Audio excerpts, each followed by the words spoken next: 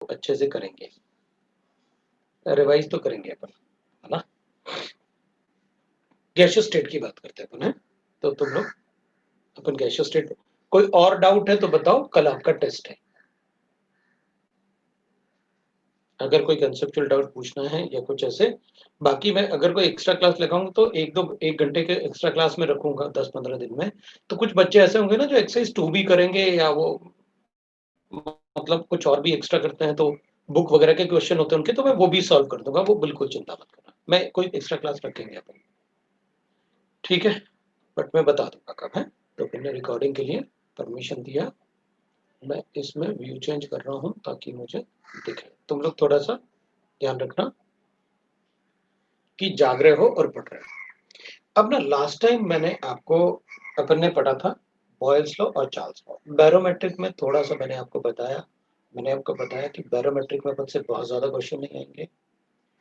आप कंसेप्चुअली थोड़ा सा बैरोमेट्रिक में आप पढ़ो, अगर कोई क्वेश्चन आता है शीट में तो सॉल्व भी कर दो, क्योंकि जितना अपन ने पढ़ा ना उसके बेसिस पे शीट के क्वेश्चन तो सॉल्व हो जाने चाहिए। नहीं होंगे तो आप मुझे पूछ लेना, मैं शीट के क्वेश्चन को डिस्कस कर दूंगा कि देखो ऐसे सॉल्व करते हैं, लेकिन वो कभी एग्जाम में नहीं आता, ध्यान रखो। बैरोमेट्रिक अपने सिलेबस में नहीं है, वैसे मैंने सभी जगह पढ़ाने के लिए मना कर दिया, मुंबई में कहीं भी बैरोमेट्रिक मत पढ़ाओ, ठीक है। बैरोमेट्रिक प्रेशर तो मेरे ख्याल से वो कोई नहीं पढ़ाना, और पढ़ाएंगे तो अपन शीट के क्वेश्चन सॉल्व कर लेंगे, फिर तो क्या फर्क पड़ता है, कोई करता है सॉल्व तो मैं बताऊं। लास्ट टाइम अपन पढ़ रहे थे, मैंने आपको बॉयल्स लॉ बताया, चार्ल्स लॉ बताया, अब अपन दैट इज गेलो-सिक्स लॉ पढ़ते हैं, तो थर्ड लॉ हो जाएगा अपने लिए, दैट इज गेलो-सिक्स लॉ, ठीक है ना।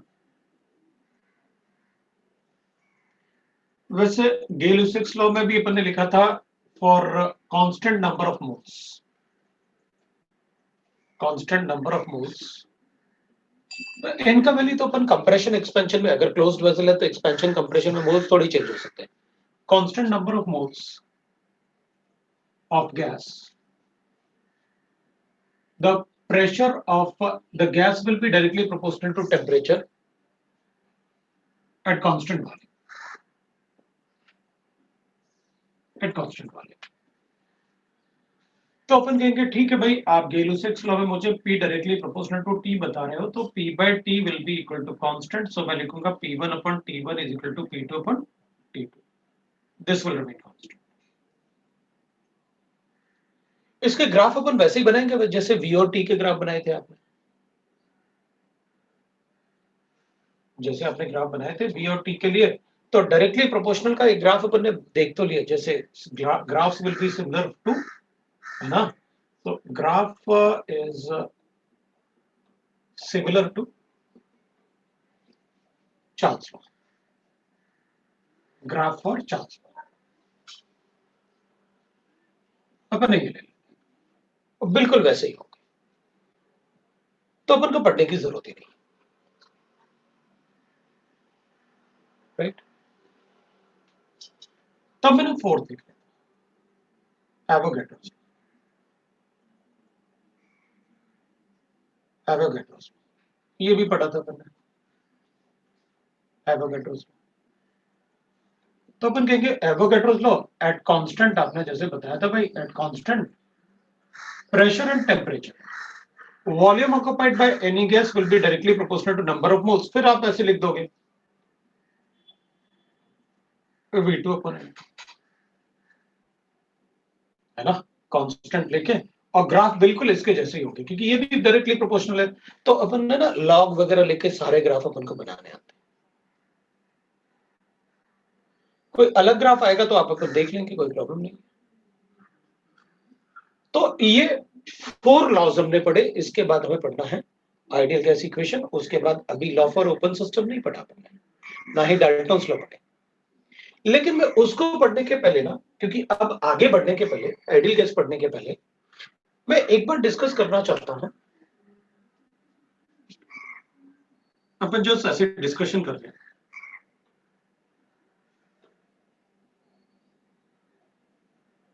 आप मुझे ना बॉयल्स लॉ की एग्जांपल दे, बॉयल्स लॉ का मुझे एग्जांपल चाहिए फ्रॉम द डेली लाइफ। अपन कुछ न्यूमेरिकल्स भी करेंगे, कुछ एग्जांपल भी करेंगे डेली लाइफ से, वो चाहता हूं मैं। तो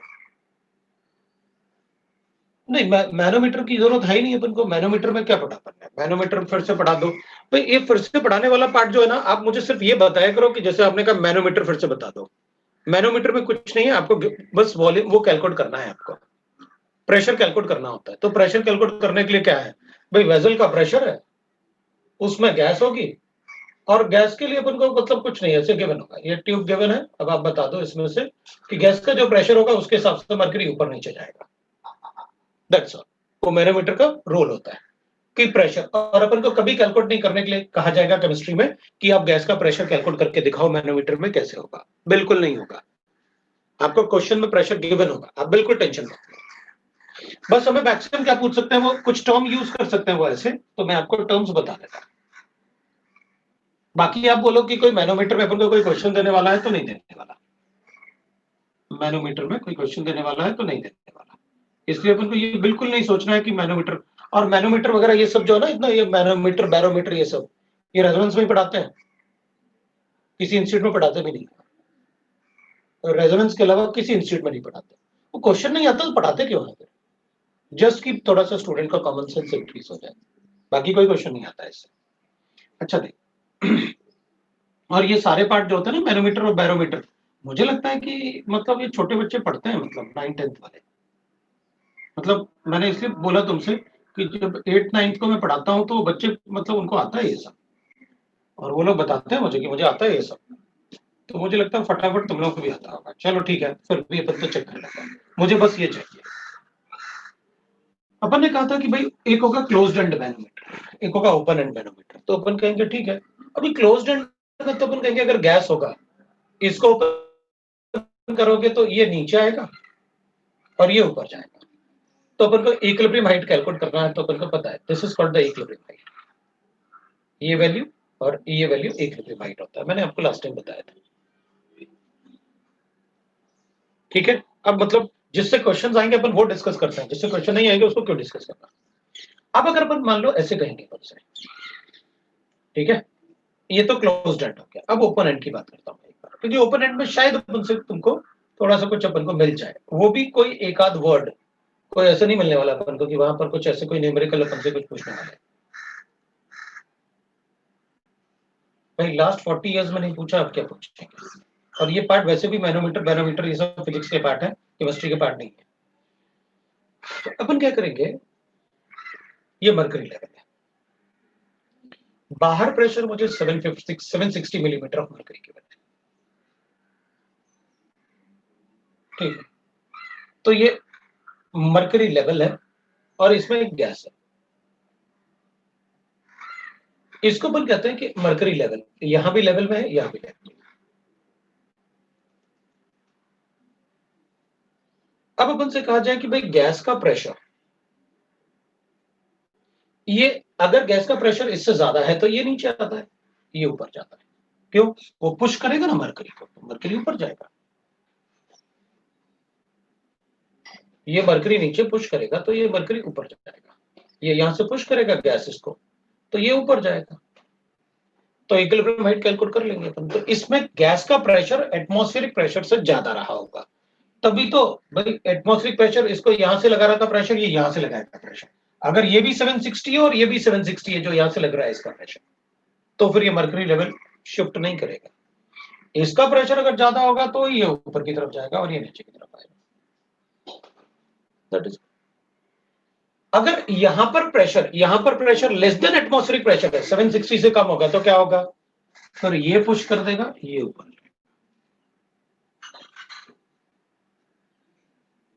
तो फिर अपन कहेंगे ठीक है भाई, मतलब यहां पर ये अबव जाएगा, ये बिलो आएगा, ये नीचे आएगा, ये ऊपर जाएगा, तो फिर इसका प्रेशर कम हो जाएगा। इसके अलावा मुझे कुछ नहीं चाहिए, बाकी कुछ नहीं पूछते वो कि मतलब अपन को वो प्रेशर ऑफ द गैस और एटमॉस्फेरिक प्रेशर से, इसमें अपन से बैरोमेट्रिक प्रेशर को कंपेयर कर सकते हैं वो, कि अच्छा बताओ ये ऊपर जा रहा है ये नीचे आ रहा है, तो गैस का प्रेशर 1 एटमॉस्फेयर से ज्यादा है या कम है, बता दें। दैट इज ऑल, इसके अलावा कुछ नहीं पूछेंगे। वो तो मैंने इसलिए थोड़ा सा बताया था कि अगर शीट में कहीं बैरोमीटर, क्योंकि शीट में तो उन्होंने भर रखा है कि भाई ठीक है आप तो ये भी पढ़ाओ ये भी पढ़ाओ, तो टाइम क्यों पाते हो तुम पढ़ाई? एनसीईआरटी में गिवन है क्या? नहीं। आप लास्ट 40 ईयर्स के क्वेश्चन पेपर चेक करना, उसमें एक भी क्वेश्चन नहीं मिलेगा, है ही नहीं हमारे सिलेबस में। एक बार फिजिक्स में पूछा था, केमिस्ट्री में भी डाल दिया। तो मैं ये नहीं कह रहा कि नहीं क्यों डाला उन्होंने, किस शीट में डाले ना, हमें क्या फर्क पड़ता है। लेकिन रेजोनेंस की शीट के अलावा किसी के मटेरियल में नहीं होता वो बैरोमेट्रिक प्रेशर वाला पार्ट। जो आएगा एग्जाम में वो पढ़ते हैं। और वैसे भी तुमने लास्ट टाइम कहा था कि सर वही पढ़ाना जो हमारे सिलेबस में, आप उसके अलावा बोल देना, हम लोग छोड़ देंगे। बॉयल्स लॉ की बात करते हैं। मैंने आपसे कहा कि इसमें डेली लाइफ का एग्जांपल दो, तो अपन कहेंगे ठीक है, डेली लाइफ के एग्जांपल में आप कहना चाहते हो कि at constant temperature P1 V1 is equal to P2 मैं ऐसे कोई भी रिलेशन जिसमें प्रेशर और वॉल्यूम का चेंज हो और टेम्परेचर कांस्टेंट, वो मुझे बता दें। तो अपन कहेंगे ठीक है भाई, मुझे ना सारे एग्जांपल डेली लाइफ से चाहिए। तो अपन कहेंगे ठीक है, अपन एग्जांपल डेली लाइफ से कर लेते हैं। थोड़ा बहुत अगर लगेगा तो मरकरी को भी यूज कर लेंगे, अपन को क्या फर्क पड़ेगा। चलो देखते हैं। देख, डेली लाइफ के एग्जांपल में अपन कहेंगे जैसे filling of air in cycle tyre by pump. Air pump में अपन क्या करते हैं, यही तो करते हैं। पहले अपन क्या करते हैं, ऊपर से पुश करते हैं, पुल करते हैं ऊपर की तरफ, तो एयर फिल हो जाती है। जब अपन उसको कंप्रेस करते हैं तो प्रेशर बढ़ता है उसका, मतलब पहले अपन ने वॉल्यूम बड़ा कर लिया, उसके अंदर प्रेशर कम है। अपन क्या करते हैं, उसको कंप्रेस करते हैं तो वॉल्यूम उसको छोटा कर देते हैं, तो जब ये छोटा होगा तो ये बढ़ जाएगा। तो हमने पंप में क्या किया, P1 V1 is equal to P2 V2 कर लिया। अपन वॉल्यूम को एरिया इंटू लेंथ भी लिख सकते हैं, ये अपन को पता है। P1 एरिया तो वही रहेगा उसका, क्योंकि एरिया पाई आर स्क्वायर हो जाएगा, इंटू लेंथ आप लिख रहे हैं। तो अब पंप ऐसे छोटा बड़ा थोड़ी होता है, तो स्टील का पंप, ये P2 हो जाएगा। और बाद में मैं इसको करूंगा एरिया उसका पाई आर स्क्वायर तो वही रहेगा, लेकिन लेंथ चेंज हो जाएगा। तो अपन क्या करेंगे, ए कैंसिल कर लो। आपने क्या किया, पहले लेंथ बड़ा था, ऐसे ऊपर की तरफ पुल किया तो लेंथ बढ़ गई, प्रेशर लेंथ बढ़ गया। सपोज लेंथ मेरे पास 5 है और प्रेशर उसमें 2 एटमॉस्फेयर है। अब जब आप उसे कंप्रेस करोगे तो लेंथ को क्या करोगे, छोटा करोगे। अब लेंथ को छोटा किया, सपोज लेंथ मैंने 1 कर लिया, L2, तो ये क्या हो जाएगा, तो अपन कहेंगे ये 10 हो जाएगा प्रेशर। और प्रेशर अगर 10 होगा तो वो उस पाइप से ट्यूब में चला जाएगा। दैट इज भाई, सीरीज भी तो यही करते हैं, पर पहले बाहर की तरफ पुल किया, लेंथ बढ़ा दिया, उसके अंदर प्रेशर आ गया, एयर आ गया। जब अपन ने कंप्रेस किया तो लेंथ छोटा किया आपने, तो प्रेशर उसके अंदर बढ़ गया, तो सीरीज से एयर बाहर निकल जाता है। That is, you can write in a daily life. दूसरा अपन ले लेते हैं भाई डेली लाइफ का एग्जांपल, क्योंकि मुझे ना डेली लाइफ से एग्जांपल चाहिए कि अपन से क्वेश्चन ही ऐसे पूछेंगे डेली लाइफ के एग्जांपल वाले। दूसरा दूसरा डेली लाइफ में अब सिरिंज वाला नहीं लिख रहा, वो ठीक है, अपन को पता है compression expansion of syringe, why it is so, because उस केस में भी तो आप टेम्परेचर थोड़ी चेंज करते हैं उसको कंप्रेसर एक्सपेंशन करके, भाई वो एटमॉस्फेरिक कंडीशन पे हो रहा होता है, तो अपन कहते हैं कि भाई उस केस में तो कंप्रेशन एक्सपेंशन हो रहा होगा बस। तो एक वो हो गया। दूसरा अपन और कोई लिख सकते हैं क्या, तो अपन कहेंगे देखो भाई, अगर आप ऐसे करोगे, जैसे आपने कल थोड़ा सा बैरोमीट्रिक प्रेशर थोड़ा तो बताया ही था, तो अगर मान लो मेरे पास ऐसे गिवन है, अपन ने कहा मेरे पास ऐसे कोई बैरोमीट्रिक प्रेशर गिवन है और ये 100 सेंटीमीटर का ट्यूब था, और आपने कहा कि इधर ना बीच में एक 10 सेंटीमीटर का मैंने मरकरी कॉलम ले लिया, 10 सेंटीमीटर, ठीक है ना, ये मरकरी कॉलम अपन ने 10 सेंटीमीटर का ले लिया। तो अपन कहेंगे इधर ए साइड ले लेते हैं, इधर बी साइड ले लेते हैं, और दोनों तरफ प्रेशर अपन कर लेते हैं कि भाई देखो, इधर ना प्रेशर अपन ले सकते हैं कुछ भी, जो भी आप मर्जी चाहे आप प्रेशर ले लो, कि भाई यहां पर प्रेशर सपोज करते हैं अपन कि दोनों तरफ एयर प्रेजेंट है और यहां भी एयर प्रेजेंट है, और यहां पर एयर का प्रेशर सपोज कर लेते हैं अपन, दैट इज सपोज कर लेते हैं अपन कि दोनों तरफ प्रेशर सेम है and that is equal to 70 centimetre, और इधर भी एयर का प्रेशर जो 70 सेंटीमीटर है, 70 सेंटीमीटर, ठीक है अपन, कोई प्रॉब्लम नहीं। अब अपन क्या करेंगे, अगर मान लो मुझे ऐसे गिवन है, आपने ये सब दे दिया मुझे, अब मेरी मर्जी, मैं कहूंगा देखो भाई इधर ना मैंने इसको ऐसे कर दिया, ठीक है, अपन कहेंगे मैंने इसको ना मेरी मर्जी मैं तो इसको ऐसे वर्टिकली बना लिया। तो अब अपन कहेंगे वर्टिकली बनेगा तो इधर भी एयर होगा। अब ये बी ले लेते हैं अपन, ये ए ले लेते हैं, इधर अपन को ये कॉलम ऐसे कर लिया। अब वो इसलिए बता रहा हूं मैं कि मतलब ठीक है, शीट में अगर अपन को क्वेश्चन मिलेगा तो आप लोग ये ना कहें कि सर अपन को तो मतलब थोड़ा तो कंसेप्ट बता ही देते, तो ठीक है, इससे रिलेटेड है, अपन उसको बना रहे हैं ऐसे। अपन क्या करेंगे, आपने साफ साफ क्लियरली मुझे बताया है, लास्ट टाइम भी बताया था कि इधर का एयर इधर पास नहीं हो सकता, इधर का एयर इधर पास नहीं हो सकता, ये आपने अच्छे से बता रखा है। क्यों? क्योंकि मरकरी का डेंसिटी बहुत ज्यादा होता है, एयर उससे एस्केप नहीं कर सकता। लास्ट टाइम किसी ने पूछा था ना, वो बबल इससे बबल बना के क्यों नहीं निकल जाता था, डेंसिटी की वजह से, तो उससे गैस पास नहीं कर पाता। ठीक है भाई, हमें ये पता है कि अगर ये टोटल लेंथ इसका 100 सेंटीमीटर था, 10 ये है, तो ये कितना हो जाएगा 45 सेंटीमीटर, और ये कितना हो जाएगा 45 सेंटीमीटर, ये हो गया मेरे पास। अब आपने क्या किया, इसको ना बी को ऊपर कर दिया, बी को ऊपर कर दिया तो अब क्या होगा, ये वाला एयर ऊपर की तरफ इसको पुश करना होगा, लेकिन ये दोनों मिलके इसको नीचे की तरफ पुश कर रहे हैं। तो मरकरी भी ऊपर से ऐसे पुश कर रहा होगा इसको, तो इधर प्रेशर बढ़ जाएगा, इधर प्रेशर कम होगा। तो अपन कहेंगे अच्छा ठीक है, हमें पता चल गया यहां से। अब क्या तुम मुझे प्रेशर बता सकते हो कितना होगा? तो अपन कहेंगे देखो भाई, जब ये हॉरिजॉन्टली रखा हुआ था, जब ये हॉरिजॉन्टली रखा था तो इसका प्रेशर 70 था, इसका भी प्रेशर 70 था। और जब अपन इसको वर्टिकली करेंगे तो इसका प्रेशर जो है ना, ए का प्रेशर बढ़ जाएगा। क्यों? क्योंकि ये उस ईयर पे पुश करेगा उसको नीचे की तरफ, ये दोनों मिलकर उसको पुश करेंगे नीचे की तरफ, तो इसका प्रेशर, जो इसका प्रेशर होगा वो इसका प्रेशर प्लस जो इसका पहले से प्रेशर था वो होगा। तो अपन कहेंगे अच्छा ठीक है भाई, मतलब इसमें मरकरी कॉलम का प्रेशर और लगा दूंगा, ठीक है। तो इसका मतलब मुझे एक इक्वेशन तो मिल ही जाएगा कि P A is equal to P B plus 10 ये एमएम में क्या लिया था तुमने, सेंटीमीटर, ये लो भाई सेंटीमीटर हो गया, ठीक है। लेकिन हमें क्वेश्चन में कैलकुलेट करना था, कैलकुलेट करना था अपन को, कैलकुलेट, चलो यही लिख देता हूं कोई बात नहीं, कैलकुलेट अपन को लिखना था the change in length of columns when the tube is in vertical direction। अपन ने इसको वर्टिकल डायरेक्शन में,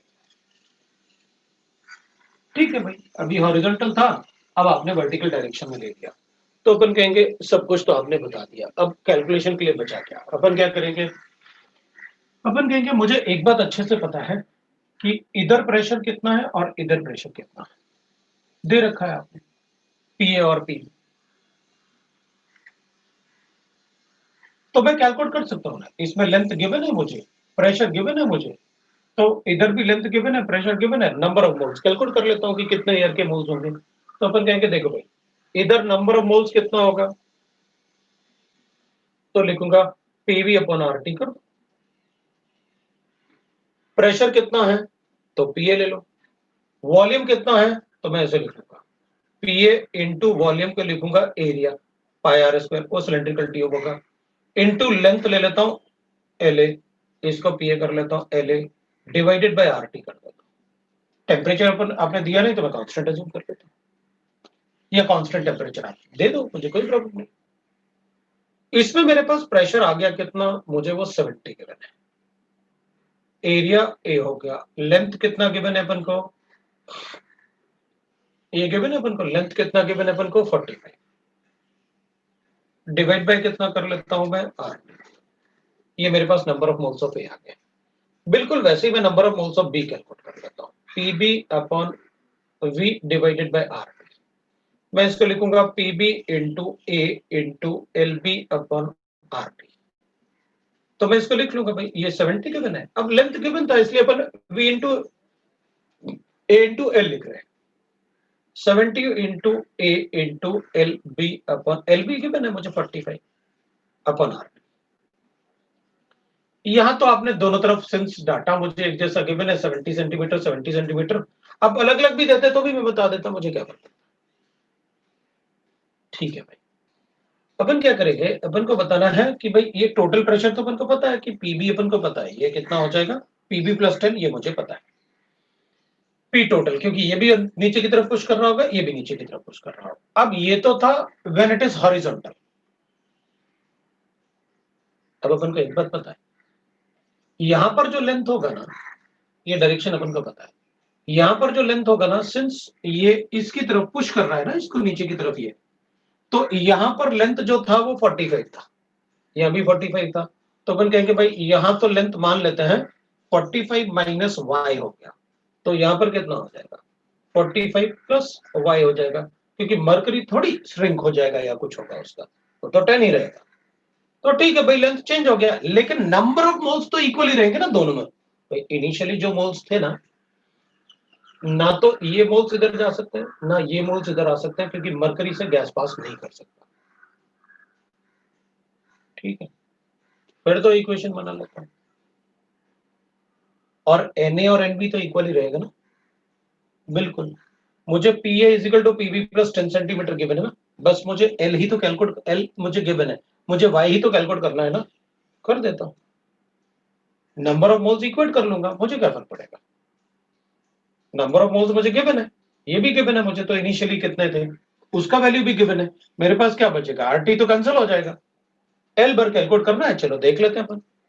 तो when it is horizontal vertical है, तो जब अपन उसे वर्टिकली रखेंगे तो देख लेते हैं अपन क्या करते हैं। हमें बस एक ही कंसेप्ट पता चल गया वहां पर कि लास्ट टाइम जैसे आपने कहा था ना कि गैस पास क्यों नहीं, कैसे नहीं कर सकता, नहीं कर सकता, नहीं कर सकता तो मोल्स कंजर्व कर दूंगा हमेशा। तो व्हेन वर्टिकल तो अपन लिख लेंगे भाई व्हेन वर्टिकल डायरेक्शन, तो अपन वर्टिकल डायरेक्शन में अपन ऐसे लिख लेंगे भाई, एक इक्वेशन ये है अपने पास, एक इक्वेशन ये है अपने पास, और एक ये भी गिवन है, तो अपन बता देंगे भाई अपने पास क्या होगा, when vertical direction number of moles of A will be equal to P B P A into A into L A divided by R. ठीक है भाई, तो प्रेशर कितना हो जाएगा, तो मैं लिख लेता हूं भाई प्रेशर कितना हो जाएगा इसमें, तो अपन कहेंगे इसका प्रेशर क्या होगा पीए का, पीबी प्लस 10। ठीक है भाई, तो ये हो जाएगा मेरे पास पीबी प्लस 10, ठीक है, इंटू ए। ठीक है, तो मैं क्या करूंगा, एल ए जो होगा ना मेरे लिए, L A that will be 45 minus Y, लो 45 माइनस वाई डिवाइड बाय क्या कर देता हूं आर। अब क्या करें अपन, तो अपन कहेंगे भाई अब एनबी भी लिख लेते हैं, और NB will be equal to PB into A into L B divided by R T कर देता हूं, that will be equal to how much, that is PB ना, और पीबी अपने पास कितना, उसको पीबी ही लिखा है, इंटू ए इंटू हो जाएगा 45 plus Y divided by R. अपने पास ये इक्वेशंस आ गए 1 2 3 4 और 5। क्या अपन इससे y कैलकुलेट कर सकते हैं, और अपन को गिवन है P A is equal to PB plus 10, अपन इससे y कैलकुलेट कर सकते हैं क्या, बिल्कुल कर सकते हैं, कैसे, आप क्या करो इसको और इसको इक्वेट कर लो, भाई ये दोनों तो इक्वल है, ये और ये तो इक्वल है ना, इन दोनों को इक्वेट कर दो, आरटी कैंसिल हो गया तो मेरे पास एक इक्वेशन आ गया, तो मैं इनको इक्वेशन लिख ही लेता हूं, ये इक्वेशन 1 है, ये इक्वेशन 2 है, ये इक्वेशन 3 है, और ये इक्वेशन 4 है, और ये इक्वेशन 5 है। अब मैं ना इनको एक और काम कर लेता हूँ, इसको ना डैश कर लेता हूँ, क्यों, क्योंकि पीबी डैश जो होगा ना उसका प्रेशर तो चेंज होगा ही होगा, ऑब्वियस सी बात है, क्योंकि ऐसे जब रखा हुआ था तो दोनों का प्रेशर इक्वल था, अब अगर ऐसे रखोगे आप तो ऑब्वियस सी बात है पीबी डैश बोलोगे, और पीबी का प्रेशर कितना आ जाएगा वो बिल्कुल पता है। चलो अपन नंबर ऑफ मोल्स तो इक्वेट कर ही सकते हैं, ये वाला Na और ये Na इक्वल हो गया, तो मेरे पास इक्वेशन ऐसे आ गया, equating the number of moles, the number of moles, ठीक है भाई, इक्वेट कर देते हैं नंबर ऑफ मोल्स Na को, नंबर ऑफ मोल्स Na। तो मेरे पास क्या बन गया, Pb प्लस 10 इंटू ए। अब ये ए कैंसिल हो जाएगा, इसको हटा ही देता है। मैं इन दोनों को इक्वेट करूंगा ना, तो आरटी भी कैंसिल हो जाएगा, ए भी कैंसिल हो जाएगा। मेरे पास बचा 45 minus Y is equal to आ गया मेरे पास 70 इंटू 40। ये इक्वेशन हो गया 6। एक इक्वेशन अपने पास आ गया, एनबी को इक्वेट कर देता हूं मैं। तो मेरे पास आ गया पी बी डैश, उसको लिख लूंगा पी बी डैश को पी ए माइनस 10।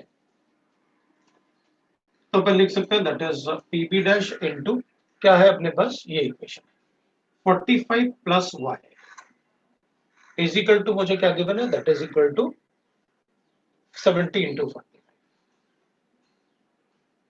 ये लो भाई, ये तो सब खत्म ही हो गया। That is equation 7। ये दोनों इक्वल है, खत्म हो। अगर ये दोनों इक्वल है तो कैलकुलेट कर लेते हैं भाई। इनिशियली पीबी तो अपन को गिवन है ना, ये पीबी कितना था, दैट इज ये इज इक्वल टू पीबी कितना गिवन था अपन को, 70। ये 70 और ये 70 माइनस ये P A is equal to ना, आफ्टर है ना, ये तो वर्टिकल रखेंगे जब अपन, तो ये तो डैश वाले है ना।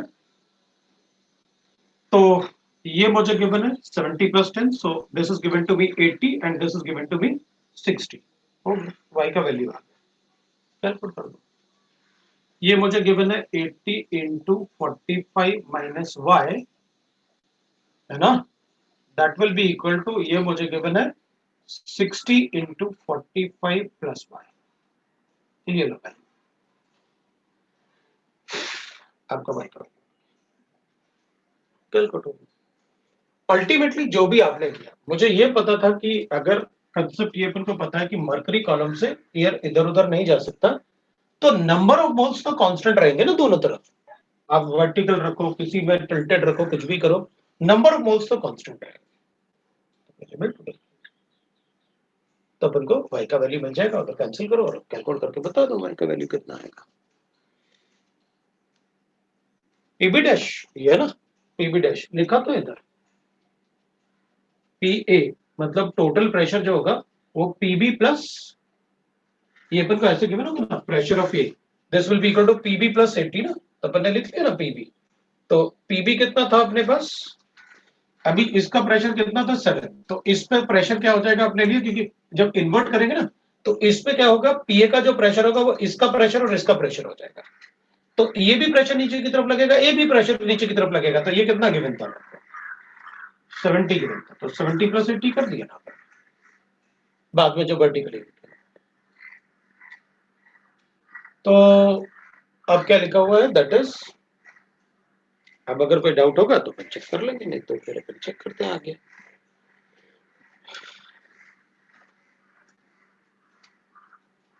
पीबी डैश वैल्यू ना, तो यहां पर अपन ने पीबी डैश अचीव किया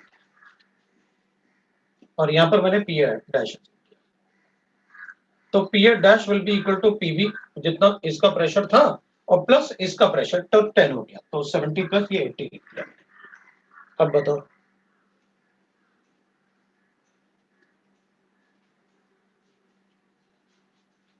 इक्वेशन 6 में अपन,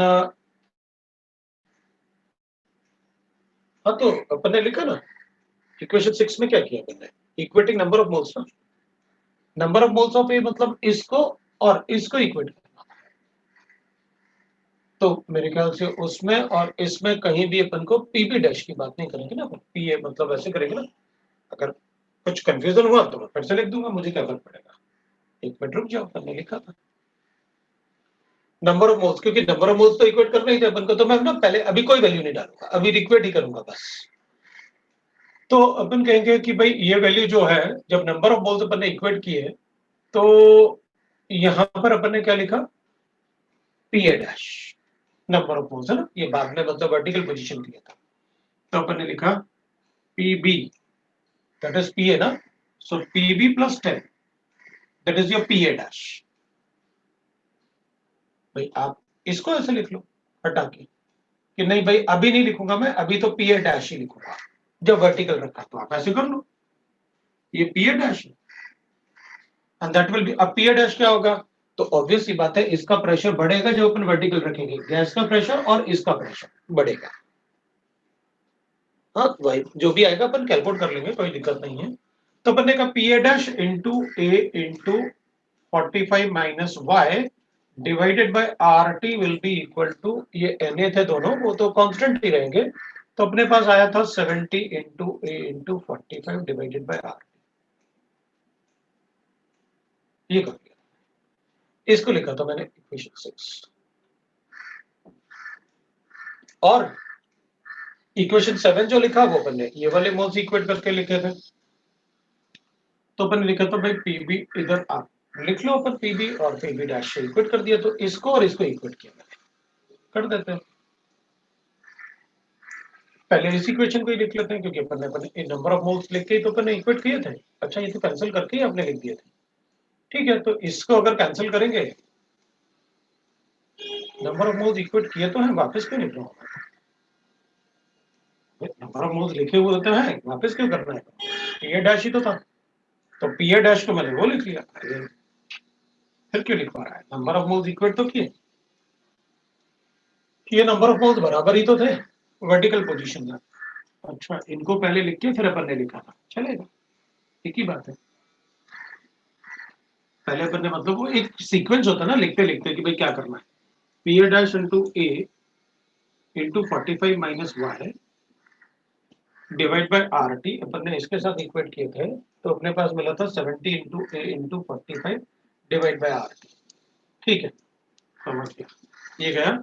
और पीबी डैश इंटू ए या 45 plus Y divide by R T will be equal to 70 into A, है ना, into 45 divided by R T, ये भी कैंसिल हो गया। अब अपन को गिवन है ये पी ए डैश और पीबी डैश कितना होगा वो कैलकुलेट करना है, तो अपन ने कहा देखो भाई पी ए डैश का जो ये पी ए डैश जो होगा ना उस पे ये पुश कर रहा होगा नीचे की तरफ और ये भी पुश कर रहा होगा नीचे की तरफ, तो ये क्योंकि सेंटीमीटर्स में गिवन है अपन को और इक्वेट कर रहे थे अपन, तो इसका प्रेशर इनिशियली कितना था 70, तो अब ये तो पुश कर ही रहा था उस तरफ और ये भी 70 से इधर को पुश कर रहा था, लेकिन जब अपन ऐसे करेंगे तो ये उधर को पुश करेगा और ये भी नीचे की तरफ पुश करेगा, तो ये तो वैसे ही है, लेकिन ये तो इस पे रखा हुआ है ना, मतलब ये इसमें पुश करेगा ग्रेविटेशनल फोर्स, बता देंगे भाई कि P A dash will be equal to PB जितना था 70 प्लस इसको ऐड कर दो तो 50 लिख लिया था, इसका प्रेशर कितना हो जाएगा 80 और इसका प्रेशर कितना हो जाएगा, क्योंकि अब अपन उसको क्या लिखेंगे इधर अपने पास पीबी होगा, तो वो नीचे की तरफ पुश कर रहा है तो ऑब्वियस सी बात है अपन कहेंगे उसका प्रेशर कितना हो जाएगा, तो पहले ये उधर भी पुश कर रहा था इधर भी पुश कर रहा था, अब नीचे की तरफ होगा तो कम हो जाएगा प्रेशर, तो अपन इसको पीबी डैश रखा ना अपन ने, तो पीबी डैश कितना होगा, that will be 60 PA plus PB, तो ये वाला पार्ट जो है ना इसको 70 ही रहना चाहिए, क्यों, क्योंकि ये वाला पार्ट अगर अपन ऐसे करेंगे ना ऐसे, तो इस पे थोड़ी कोई फर्क पड़ेगा भाई, इसका प्रेशर ये नीचे की तरफ जाएगा, अब तो लेंथ चेंज होगा ना वाई चेंज होगा तो इसका प्रेशर थोड़ा चेंज होगा, बिल्कुल ठीक है। तो अपन अब इसमें जैसे अपन ने किया ना पीबी डैश प्लस 10, इससे कैलकुलेट किया मैंने, तो मुझे और कुछ नहीं आता, मैंने तो उससे कैलकुलेट किया कि पी ए डैश कितना होगा और पीबी डैश कितना होगा, तो पीबी डैश का जो प्रेशर होगा ना दैट शुड डिक्रीज, ये आ रहा है,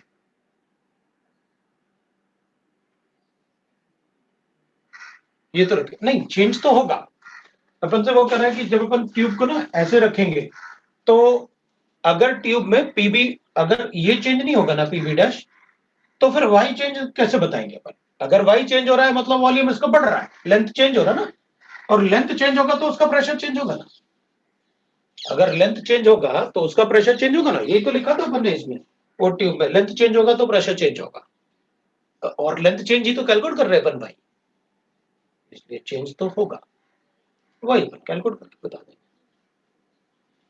नंबर ऑफ मोल्स को इक्वेट करके, इस टाइप से अपन से क्वेश्चन पूछ लेते हैं बस। सर हाँ बोलो। सर पीबी डैश तो 60 है। हाँ, सर तो पीए डैश वापिस 70 हो जाएगा। अगर पीबी डैश अपन 60 लिखेंगे तो पीए डैश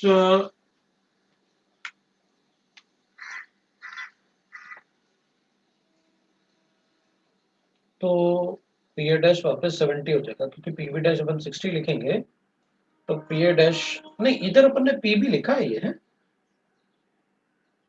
ये पीबी लिखा है अपन ने, इसमें भर डैश लिखा हुआ है अपन ने, इसमें डैश नहीं लिखा हुआ है, क्योंकि इसका प्रेशर नीचे की तरफ आएगा, इसका प्रेशर भी नीचे की तरफ आएगा।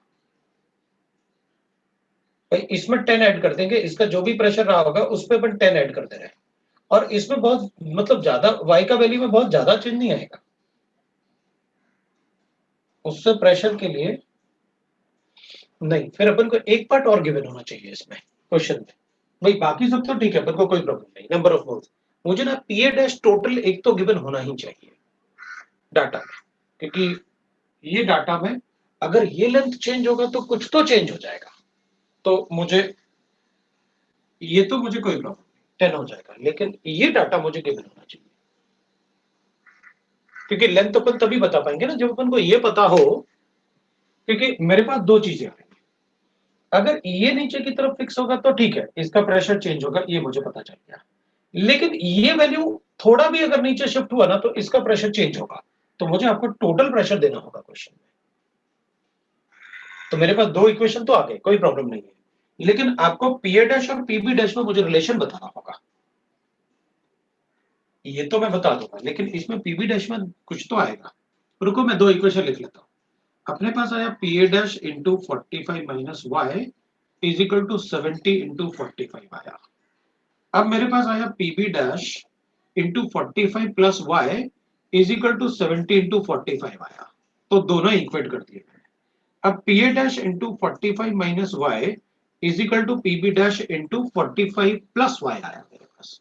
अब पीए डैश और पीबी डैश का रिलेशन कैसे बताऊंगा मैं ये तो बता सकता हूं कि pressure of PA dash is equal to इसका प्रेशर और इसका प्रेशर इज इक्वल टू इसका प्रेशर होगा, लेकिन कितना होगा, क्या मैं इसको 70 ले लूं, 70 लेना ठीक रहेगा क्या? तो फिर अगर 70 ले रहे हो आप तो इसका मतलब y में कोई चेंज नहीं आया, क्योंकि अगर ये थोड़ा भी नीचे की तरफ आया, जैसा अपन को आ रहा है, अगर अपन उसमें 70 80 ले रहे हैं तो अपन को आ रहा है दैट इज 6 पॉइंट समथिंग, किसी ने बताया था 6.4, तो इसका मतलब है कि यहां पर 6.4 प्लस हो गया और यहां 6.4 माइनस, मतलब ये नीचे की तरफ आया। अगर ये नीचे की तरफ आया तो इसका प्रेशर 70 से कम हो जाएगा, क्योंकि एक्सपेंशन हुआ ना एक तरीके से, और एक्सपेंशन होगा तो 70 से कम हो गया, इसका मतलब है कि अपन उसको एक डाटा और गिवन होना चाहिए अपन को इसमें, अगर वो डाटा गिवन होगा तो आंसर आ जाएगा, तो एक डाटा को उसमें डाल देते हैं भाई, लेकिन कंसेप्ट में कोई चेंज नहीं होगा। हमें मुझे सिर्फ ये बताना था आपको कि आप इसको स्लांट हाइट में रखो, वर्टिकल रखो, किसी भी टाइप से रखो, इधर का गैस कभी उधर नहीं जा सकता, उधर का गैस इधर नहीं आ सकता, तो नंबर ऑफ मोल्स हमेशा कांस्टेंट रहेंगे। हम अपना क्वेश्चन सॉल्व कर लेंगे, न्यूमेरिकल डाटा को देख लेंगे और एक और कैलकुलेट कर लेंगे, ठीक है। तो मुझे एक और डाटा आप दे दो, तो ऐसा कुछ अपन को दे दिया जाए, अगर मान लो मतलब अपन ने कहा कि जो टोटल प्रेशर है ए का या बी का, किसी एक का प्रेशर दे दो आप, या तो ए डैश दे दो या बी डैश दे दो, दोनों में से कोई एक दे दो, मेरा काम हो जाएगा, क्योंकि बाकी मैं कैलकुलेट कर लूंगा अपने।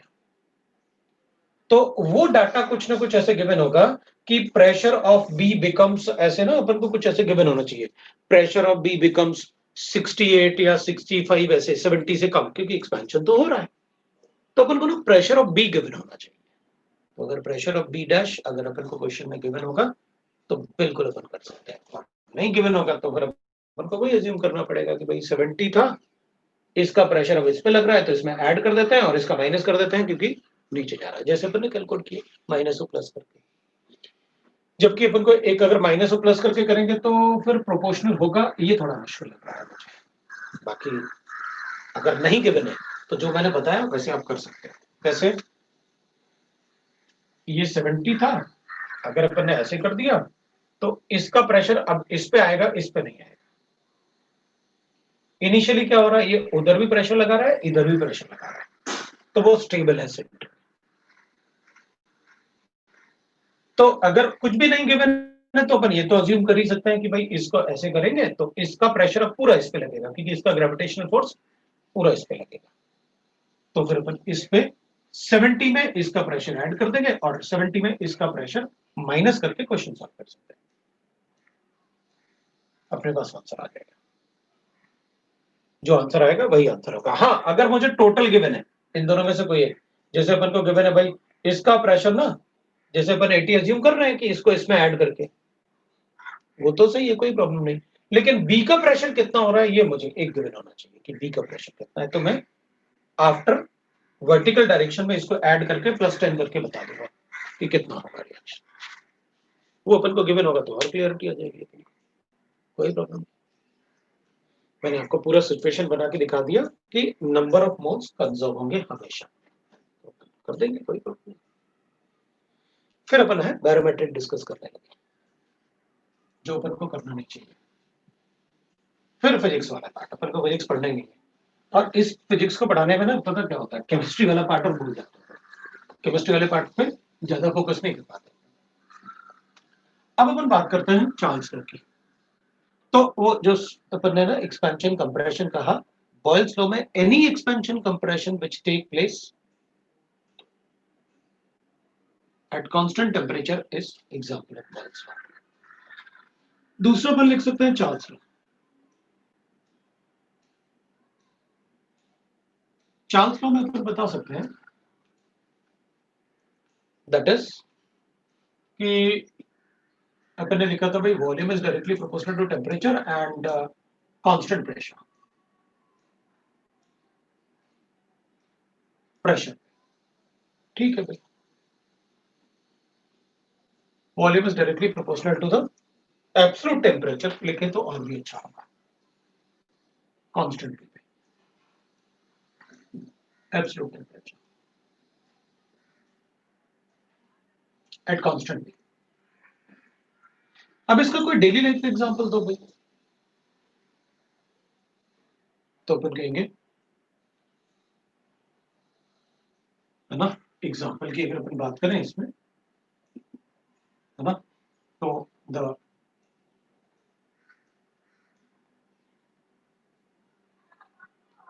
राइट ना, कार टायर। कार टायर में अपन को पता है कि प्रेशर तो कांस्टेंट है, सपोज उसका वॉल्यूम अपन को गिवन है। सपोज ले लेते अपन कार टायर जो है, ऐसे अपन को कार का एक टायर है, उसमें ना वॉल्यूम उसका अपन को गिवन है 10 लीटर्स, टेम्परेचर अपन को गिवन है atmospheric temperature that is 27 degree centigrade, और प्रेशर अपन को 1 एटमॉस्फेयर गिवन होता है, ये मुझे कहना है। अगर यहां से car, if it is a running car या कार चल रहा होगा, तो अपन कहेंगे उसमें क्या होता है, कोलाइजन बिटवीन द पार्टिकल्स बढ़ता है। अगर कोलाइजन बिटवीन द पार्टिकल्स बढ़ेगा, collision among the particles and the tyre, अगर वो बढ़ेगा तो टेम्परेचर बढ़ेगा। अगर टेम्परेचर बढ़ेगा, राइट ना, so when a car is running और मूविंग, अपन कुछ भी लिख सकते हैं, then the temperature of the tyre increases, वो इंक्रीज होगा। अगर इंक्रीज होगा तो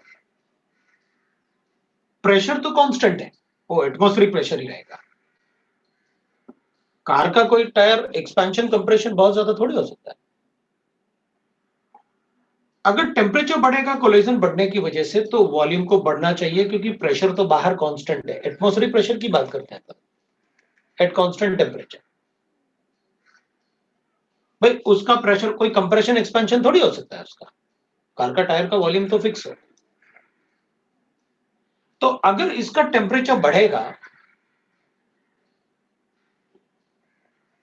when a car is moving the temperature of the tire will increase at constant pressure। पे अगर हमने उसमें 32 न्यूटन पर मीटर स्क्वायर अगर हमने उसमें एयर फिल किया तो उतना ही रहेगा। और जैसे ही टेम्परेचर बढ़ेगा प्रेशर इज कांस्टेंट, तो जब ज्यादा टेम्परेचर बढ़ेगा तो ब्लास्ट हो जाएगा। दैट्स व्हाई अपन क्या करते हैं, समर्स में थोड़ा एयर को कम रखते हैं, क्योंकि कोलाइजन होगा तो वॉल्यूम बढ़ेगा, वॉल्यूम बढ़ेगा समर्स में ज्यादा बढ़ेगा।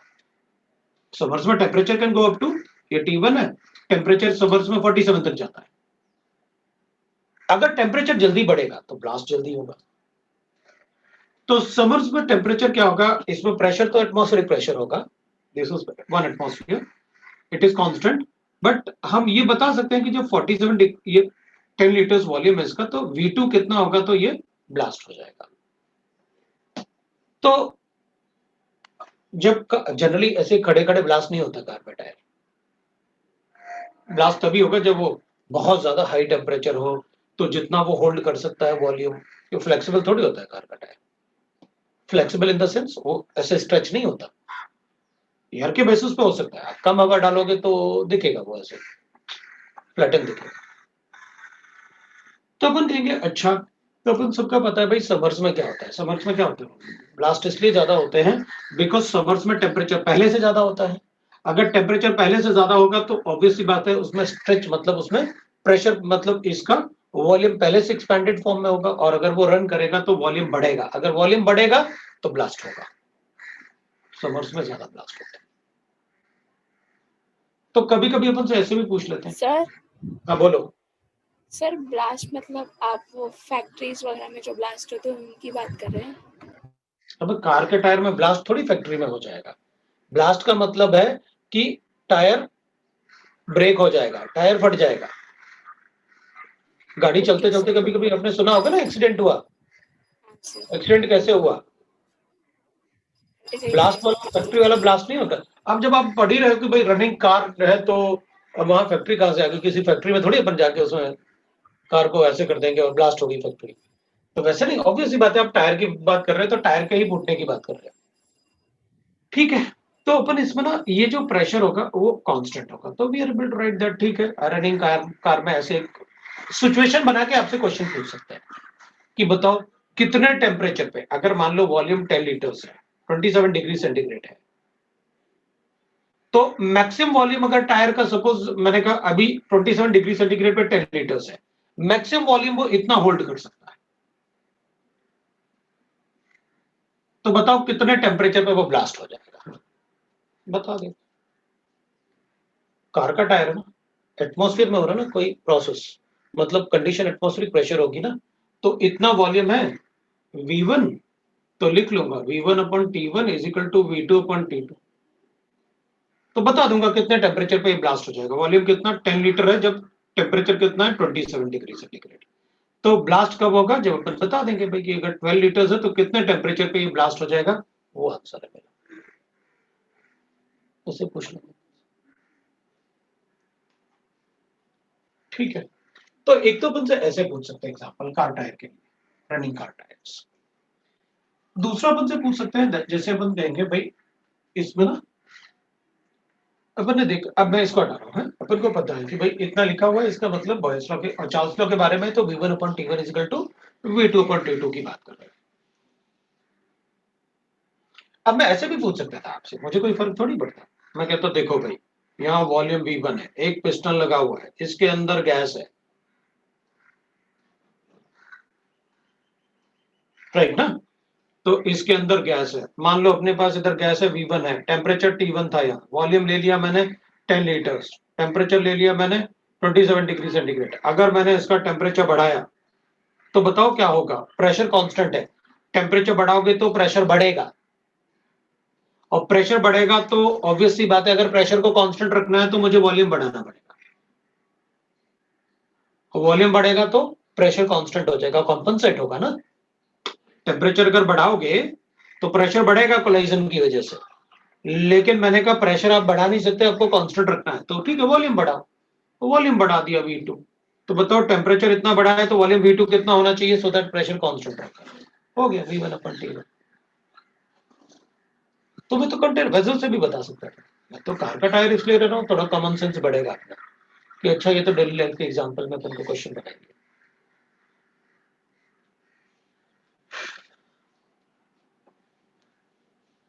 ठीक है, अब क्या है, why volume of the tyres, volume in litres for the tyres. हाँ तो ठीक है ना, मिलीमीटर में ले लो, हमने कब कहा कि लीटर्स में लेंगे।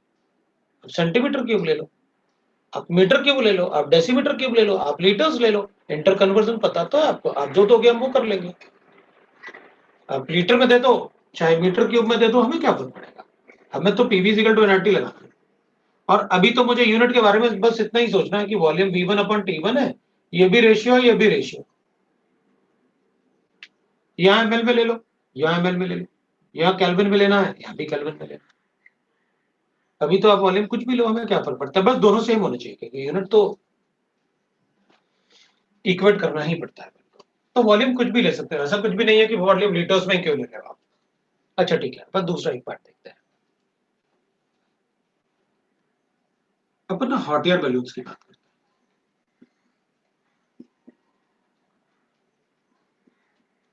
हॉट एयर बैलून्स की बात करते हैं, अपन सबने देखा हुआ हॉट एयर बैलून्स कैसे होते हैं। ऐसे हॉट एयर बैलून्स होते हैं और फिर ऐसे उसमें एक वो भी लगा होता है, और इसमें फिर ऐसे वो भी लगे होते हैं कुछ कुछ की भाई, जिससे कि ये बैलून होल्ड करके रखे। फिर यहाँ एक मशीन भी लगी होती है, कभी देखा होगा, इसमें कभी कभी होल्ड कर देते हैं ताकि अपन यहाँ खड़े हो सकते हैं, है ना। तो इधर एक मशीन भी लगाते हैं जिससे अपन हॉट एयर इसमें लेके जाते हैं। ये हॉट एयर है। अभी हॉट एयर क्या एयर ही है, जब उधर से आप फ्लेम बाहर उधर हॉट करो, हीट अप करोगे तो हॉट एयर बोलूंगा। अब होता क्या है ना, हॉट एयर बैलून में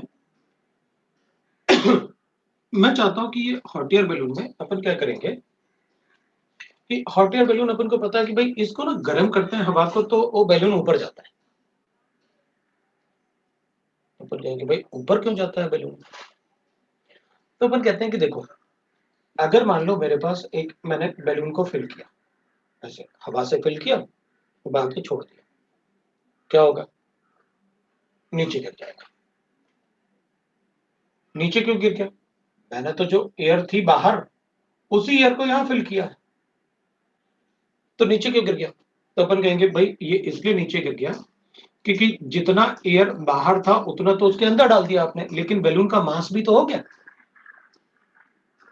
तो जो एयर का मास आपने डिस्प्लेस किया ना बैलून से ऐसे, तो आपने बैलून उतना ही एयर तो अंदर फिल कर दिया। आपने क्या किया, बैलून ऐसे था, आपने उसको फिल किया। तो अज्यूम कर लेता हूं कि भाई अगर खाली भी होता तो खाली जगह में भी इतनी एयर होती जितना बड़ा बैलून है। बैलून को हटा लेते हैं तो हाँ भाई उतनी स्पेस में उतनी एयर है, वही मैंने अंदर डाल दी। तो एक्चुअली ये बैलून नीचे इसलिए गिर गया क्योंकि जितना आपने मास ऑफ एयर डिस्प्लेस था ना, ऑफ एयर डिस्प्लेस्ड, मतलब ये एक्सपेंशन से वो क्या हो गया, that should be that is equal to the mass of air in the balloon. अगर मास ऑफ एयर डिस्प्लेस अगर ये दोनों बराबर रहे तो अपन कहेंगे वो एयर ना, वो बैलून वहीं उतना ही पॉइंट पे ऐसे रह जाता अगर ये दोनों इक्वल होते। लेकिन मास of air in balloon plus mass of balloon भी हो गया, मास ऑफ बैलून भी आ गया। तो इसका मतलब ये हुआ कि अगर मास ऑफ बैलून भी आ गया तो इन दोनों का मास इससे तो, इन दोनों का मास इससे तो ज्यादा ही हो गया ना, तो ऑब्वियसली बात है नीचे गिरेगा। अच्छा, तो इसका मतलब यह है कि the mass of air displaced, जितना आपने मास ऑफ एयर, जितना हवा का मास होगा, अगर वो मास इस एयर और बैलून के बराबर हो जाए तो बैलून उसी हाइट पर रुक जाएगा जिस हाइट पे आप छोड़ोगे। लेकिन हमने जितना एयर यहां पर था वो और बैलून का मास वो भी ऐड हो गया ना। अगर दोनों ऐड होंगे तो ऑब्वियसली बात है दोनों का सम जो होगा वो मास ऑफ एयर डिस्प्लेस से तो ज्यादा ही होगा ना, इसलिए वो नीचे गिर जाता है। अगर बराबर बना दूं तो हाँ, तो फिर ऑब्वियसली बात है फिर वो तो उसी हाइट पे रहेगा। अच्छा ठीक है, मैं एक काम करता हूं, मैं इसके अंदर हीलियम फिल करता हूं, तो फिर अपन कहेंगे अब ये नीचे नहीं गिरेगा, अब आप इसमें हीलियम भरो और छोड़ दो, ऊपर चला जाएगा। वो क्यों? तो अपन कहेंगे अब ये ऊपर इसलिए जा रहा है क्योंकि हीलियम का एटॉमिक मास होता है 4 ग्राम पर मोल और एयर का मास होता है 28.88 ग्राम, मतलब 28.9 ग्राम पर मोल। मान लेते हैं अपन ने 1 मोल एयर डिस्प्लेस किया, 1 मोल मतलब 28.8 ग्राम आपने डिस्प्लेस किया। 1 मोल एयर, अपन ने एग्जांपल लिया है, 1 मोल एयर डिस्प्लेस किया मैंने और 1 मोल हीलियम इसमें डाल दिया। तो अपन ने कहा 1 मोल एयर मतलब अब हीलियम की बात करो, वो कितना है मास? 4 ग्राम। अब अगर मास ऑफ बैलून 24.8 ग्राम है तो ये बैलून को हीलियम भरने के बाद आप छोड़ दोगे तो उसी हाइट पे रहेगा। लेकिन अगर ये मास बैलून का 20 ग्राम है तो फिर ये ऊपर जाएगा। फिर ये क्या होगा? ऊपर जाएगा। क्यों? क्योंकि जितना मास आपने एयर का डिस्प्लेस किया है, बैलून और जो गैस उसके अंदर है उसका मास कम है, तो फिर ये ऊपर जाएगा। क्यों? क्योंकि एयर इसको कहां मतलब पुश कर रहा होगा, एयर इसको ना, क्योंकि एटमॉस्फेयर में एयर है ना, तो वो एयर इसको टकरा के ऊपर की तरफ इसको भेज रहा होगा। और बैलून बैलून और ये जो मास इधर अटैच्ड है वो सब इसको नीचे की तरफ लेके आना होगा। भाई ये इनका मास होगा ना, तो वो नीचे की तरफ लेके आना चाहता है मास। लेकिन एयर जो है, क्योंकि ये लाइट हो गया ना, लाइट हो गया तो ये ऊपर की तरफ जाएगा। That was the reason. तो अपन कहेंगे अच्छा ठीक है, इसमें मुझे एक बात पता चल गया कि अगर जो टोटल एयर आप डिस्प्लेस करोगे, अगर उसका मास, एयर का मास ज्यादा है बैलून प्लस उसके अंदर जो गैस है, तो बैलून को छोड़ने से वो ऊपर जाएगा। जैसे बाकी भी अपन स्कूल में पढ़ते थे ना, why the boat floats on the water, ऐसे वो सब। लेकिन यहां पर अपन क्या कर रहे हैं कि भाई अपन ने जैसे मूवीज में भी देखा होगा आपने, वो छोटा बच्चा 8-10 बैलून ऐसे पकड़े था, उसने बैलून का थ्रेड पकड़ा और वो बैलून के साथ ही उड़ गया। ऐसा क्यों हुआ? क्योंकि वो जित उतने सारे बैलून्स थे ना, वो बैलून्स में जो एयर है प्लस बैलून का मास प्लस उस बच्चे का मास कम था जितना उन बैलून ने एयर को डिस्प्लेस किया था, तो उसमें बाउंस फोर्स आ गया। तो बाउंसी फोर्स जो होता है वो उसी को अपन कहते हैं बाउंसी फोर्स।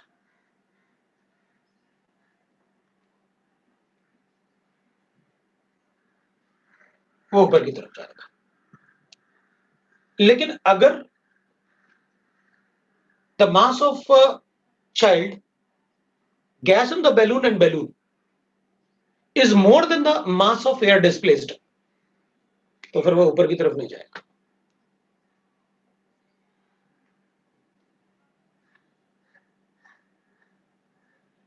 समझ में आया?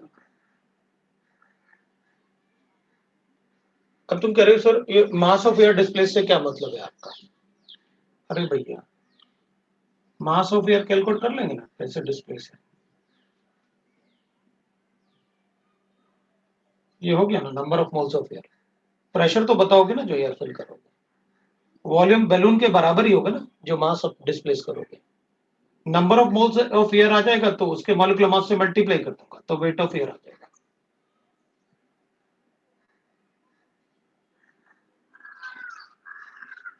वेट तो कर लो, पहले अपन ये समझ लें कि मतलब क्या होता है, अब क्या बता रहे हैं, फिर तो अपन देख ही लेंगे अपन को क्या करना है। मुझे एक कंसेप्ट समझ में आ गया कि भाई ठीक है, टोटल मास ऑफ एयर जो है डिस्प्लेस्ड, अगर बैलून का मास और उसके अंदर जो गैस फिल्ड है, अगर उसका मास कम होगा तो बैलून ऊपर जाएगा। तो इसका मतलब है, मैं इसको ऐसे लिख लेता हूं, आप जो बोल रहे हो उसको मैं ऐसे लिख देता हूं, मास ऑफ एयर डिस्प्लेस्ड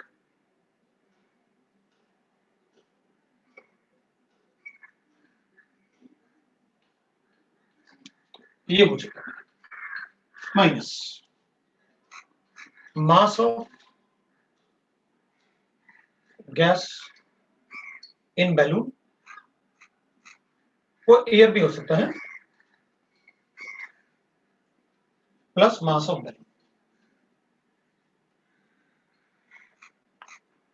मैं इसको ऐसे टोटल लिख सकता हूं, मास ऑफ फिल्ड बैलून, तो सीधे लिख देता हूं mass of field balloon, mass of balloon plus mass of air calculate कर लेंगे। अगर ये वैल्यू पॉजिटिव है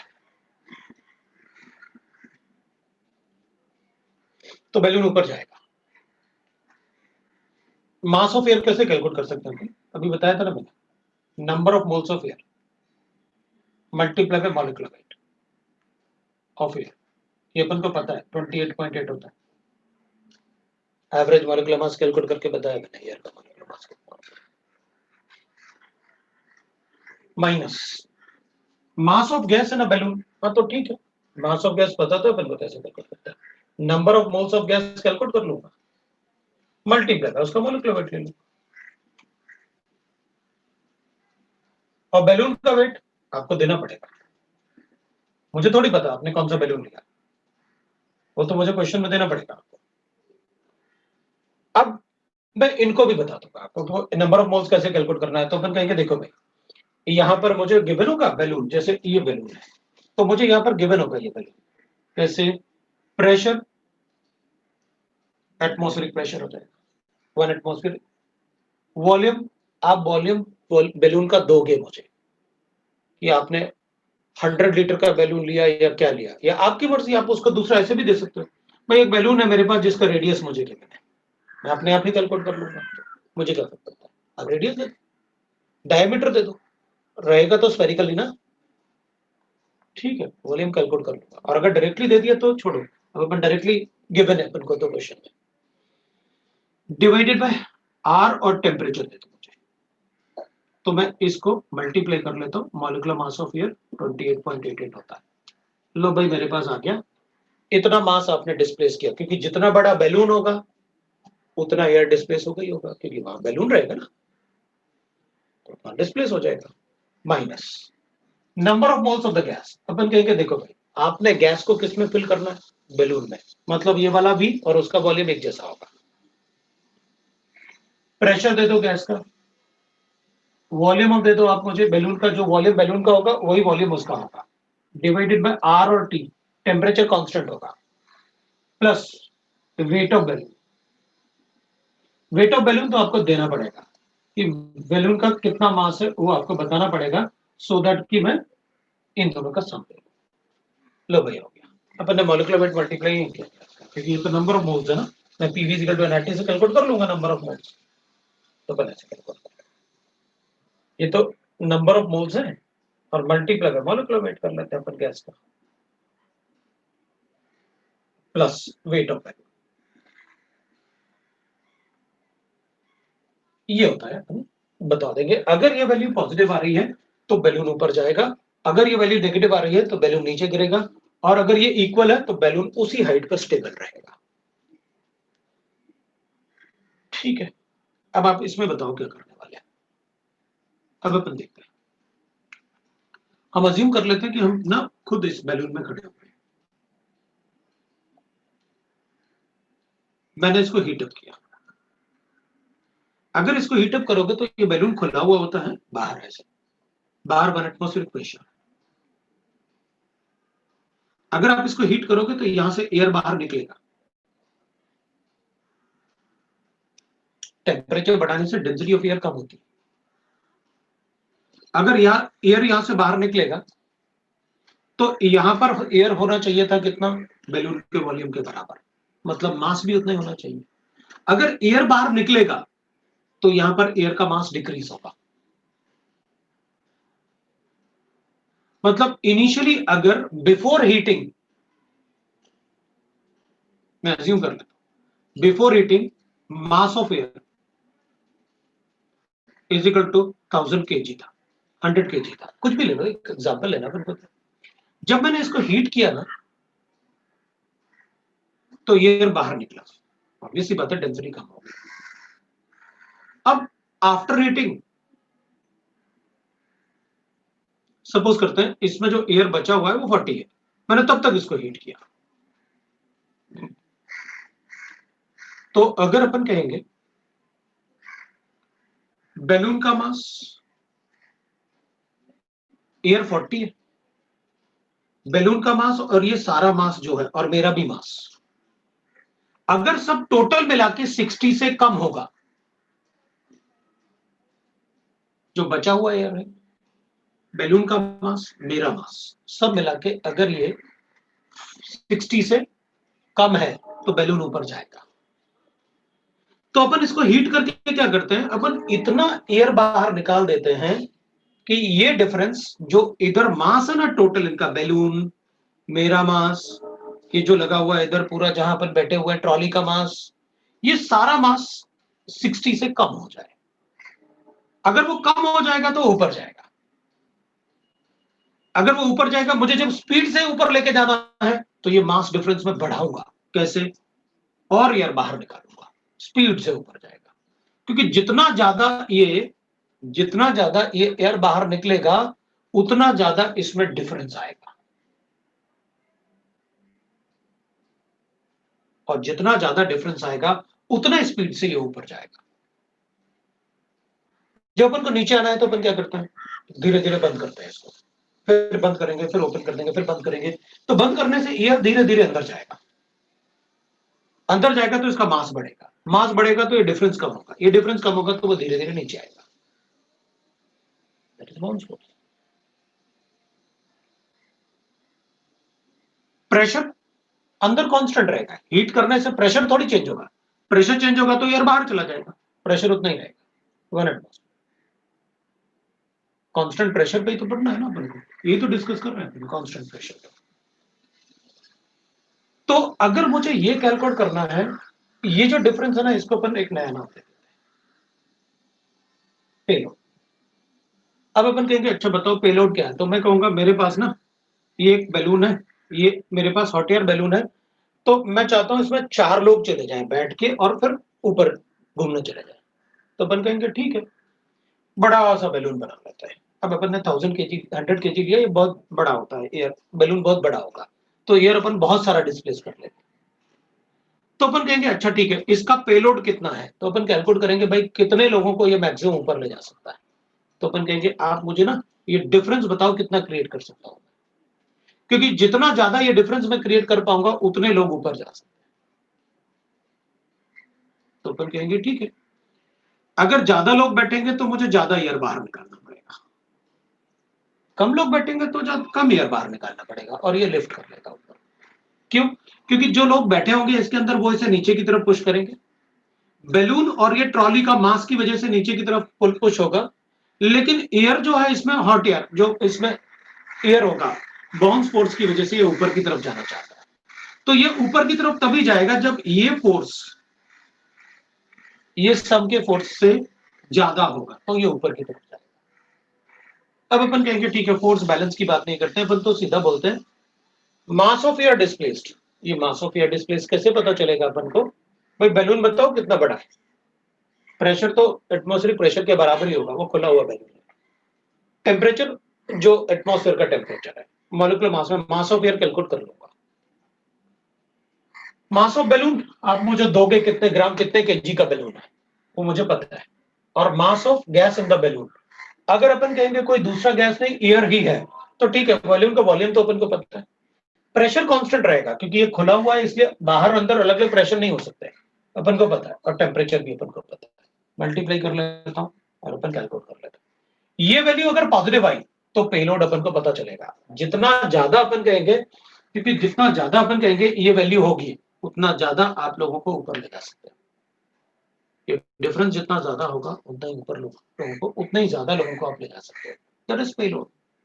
it is a perfect example of charge कि प्रेशर इज कांस्टेंट, अगर गैस को हीट करोगे तो बाहर चला जाएगा, कितना बाहर जाएगा, सो दैट की प्रेशर इक्वल हो जाए।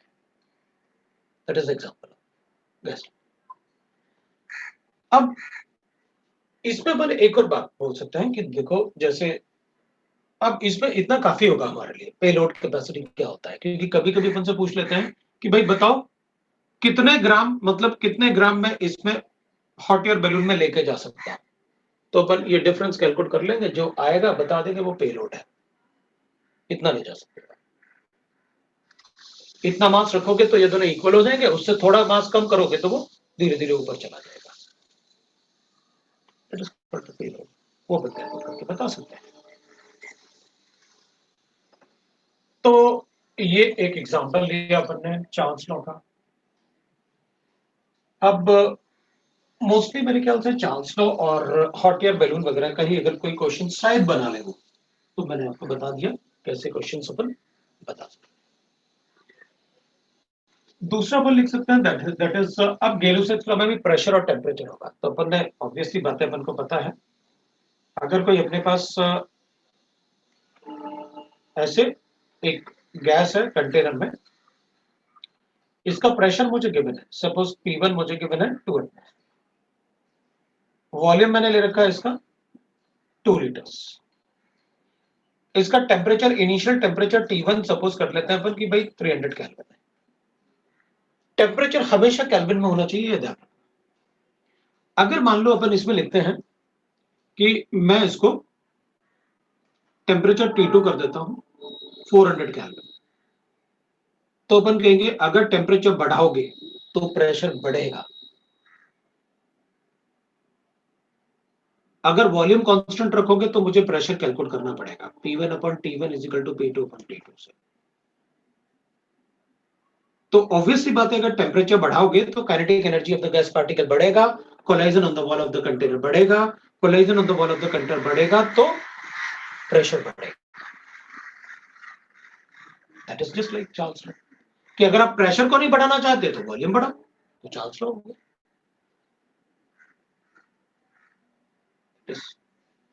तो उसमें ज्यादा कुछ ऐसा पढ़ने के लिए नहीं था, अपन उसमें ज्यादा वैसे नहीं करते हैं। अब सपोज अपन ऐसे कर लेते हैं, दूसरा एवोगाड्रोस लॉ की बात करते हैं। थर्ड में अपन एवोगाड्रोस लॉ, और ये भी तो सारा पार्ट अपन कॉमन सेंस ही तो बढ़ा रहे हैं कि भाई ठीक है, कॉमन सेंस अपन को पता चलेगा कि कैसे कब क्या चेंजेस होते हैं। एवोगाड्रोस लॉ में आपने कहा कि volume is directly proportional to number of moles at constant temperature Tn, ठीक है। तो अपन कहेंगे कांस्टेंट टेम्परेचर एंड प्रेशर पे अपन कहेंगे एवोगाड्रोस लॉ में, तो V1 upon N1 is equal to V2 upon N2। मेरे पास एक बैलून है, उसका वॉल्यूम 2 लीटर्स है, इसमें नंबर ऑफ मोल्स मुझे given, number of moles of helium given था 0.5 मोल्स। मैंने इसमें एक छोटा सा पिन किया तो कुछ गैस बाहर निकल गया। तो अगर कुछ गैस बाहर निकलेगा तो क्या होगा, तो कहेंगे अगर आप पिन करोगे तो गैस बाहर निकलेगा, और गैस बाहर निकलेगा तो ऑब्वियसली बात है वॉल्यूम श्रिंक होगा। तो अपन कहेंगे ये मेरे लिए N1 हो गया, ये मेरे लिए V1 हो गया। अगर V2 जो है, क्योंकि प्रिंक करने से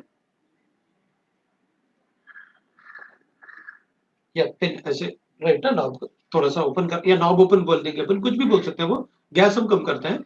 तो अगर वॉल्यूम सपोज अपन से कहते हैं कि भाई 0.5 लीटर है, देन N2 कितना होगा, ठीक है कैलकुलेट कर देता हूं। V1 2 लीटर है, नंबर ऑफ मोल्स 0.5 था, V2 मेरे लिए 0.5 है, और मुझे बताना है कि भाई N2 कितना होगा, कैलकुलेट कर देता हूँ। 1 और 4 टाइम्स हो गया, तो ये 4 टाइम्स हो गया तो 4 by 0.5 हो गया, तो N2 आ गया। सो 2 by राइट ना, N2 कैलकुलेट करना है अपन को, so N2 will be equal to that is 0.5 into 0.5 divided by 2 कर देता हूं, ये लगा अपने पास 0.5 डिवाइडेड बाय 2 8 टाइम्स। सो अपन बता देंगे कि नंबर ऑफ मोल्स कितने बचेंगे अपने पास, 0.25 बचेंगे। तो लाइक दैट अपने पास क्वेश्चंस जो भी अपन को गिवन होंगे अपन डायरेक्टली बता सकते हैं how to calculate the number of moles. अब देखो, ये तो थोड़ा सा अपन ने जो भी कैलकुलेट किया ना, जो भी अपन ने लिखा वो सारा का सारा मतलब थोड़ा सा कि आप ना जब क्वेश्चंस को पढ़ो, क्योंकि कई बार क्या होगा आप क्वेश्चंस को पढ़ेंगे लेकिन आप उसको ना, आपको लगेगा क्वेश्चन पढ़ रहे हैं हमको क्वेश्चन समझ में नहीं आ रहा है, तो मैंने ना थोड़ा सा आपको कॉमन सेंस यूज करना सिखाया, क्योंकि अगर आपको कॉमन सेंस यूज करना आएगा तो ही आप क्वेश्चन को सॉल्व कर पाओगे। जैसे मैंने आपको कॉमन सेंस यूज करना सिखाया, अगर आपसे फिर भी क्वेश्चन में जब आप क्वेश्चन को पढ़ोगे आपको लगता है कि सॉल्व कैसे अटेम्प्ट करना है, तो आप क्या करो ना कि पेपर पे लिखो या वो डायग्रामेटिकली बनाओ। आप थोड़ा सा डायग्रामेटिकली बनाओ कि हमें क्या गिवन है क्वेश्चन में।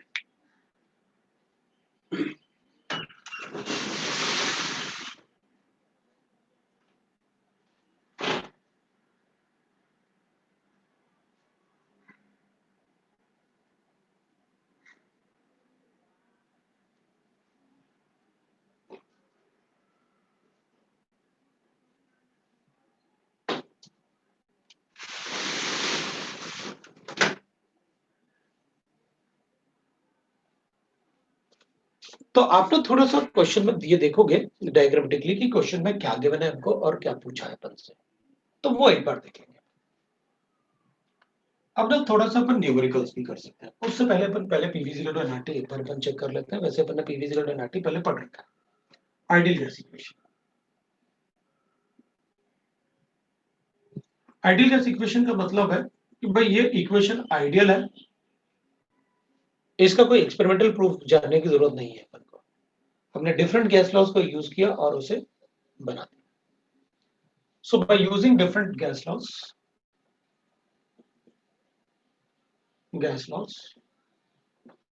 हमको पता है that is volume inversely proportional to pressure, volume inverse directly proportional to temperature, volume directly proportional to number of moles.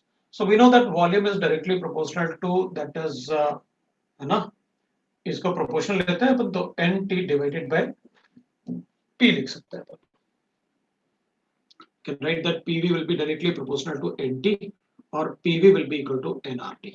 R is universal gas constant. ये अपन ने पहले भी पढ़ा हुआ और बेसिक्स में ना उस पार्ट में अपन ने पढ़ा हुआ। अपन क्या कर सकते हैं गैसियस स्टेट में, ये इक्वेशन आइडियल गैस इक्वेशन होता है।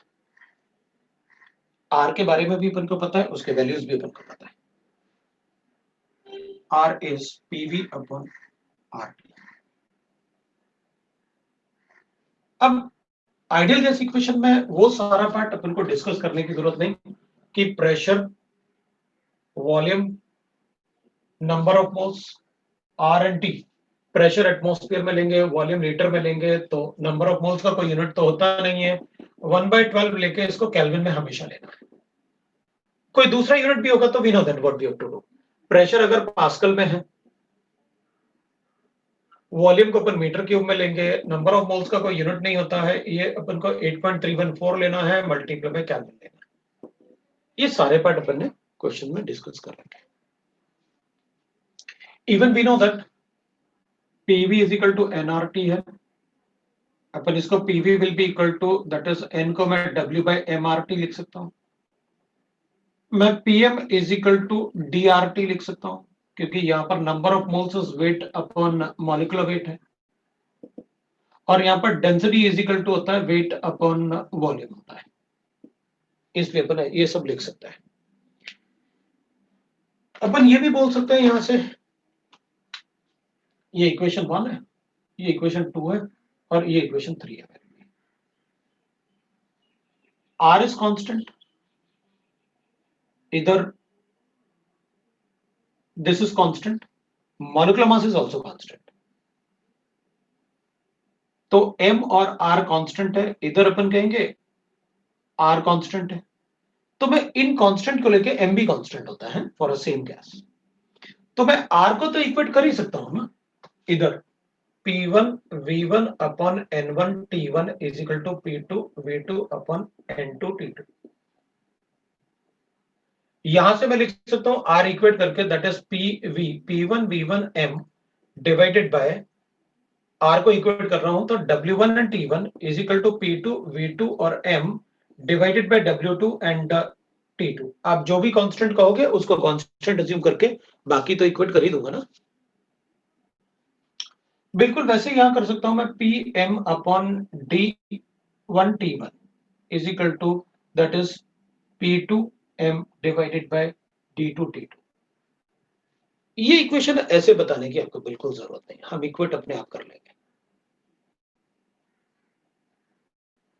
क्वेश्चन सॉल्व कर लेंगे अपन कि भाई अपन को क्या करना है, अपन देख लेंगे। यहां पर अपन कहेंगे कि भाई R जो है that is equal to PV upon RT। Pressure is equal to होता है फोर्स अपॉन एरिया और वॉल्यूम होता है L cube. R into T कर लेता हूं। फोर्स ये L स्क्वायर हो जाएगा, ये L क्यूब हो जाएगा, area will be L square अगर आपने L क्यूब लिया है वॉल्यूम को, R इंटू टी कर लूंगा। तो मैं इसको लिख सकता हूं R will be equal to, इसको कैंसिल कर लेते हैं तो फोर्स इंटू लेंथ हो जाएगा डिवाइडेड बाय आर टी हो जाएगा। मेरे ख्याल से फॉर्मूले सभी को पता है, फिजिक्स के फॉर्मूले मुझे बताने की जरूरत नहीं है क्योंकि ये सब 9 10th क्लास में होता है। फोर्स इंटू लेंथ होता है work done, n into T कर सकता हूं। ये r कहां से आ गया, मतलब सिर्फ इस पे फोकस करके मुझे यहाँ n लिख रहा हूं मैं, n इंटू टी हो जाएगा। पता अपन क्या बोल सकते हैं, r का सिग्निफिकेंस क्या है?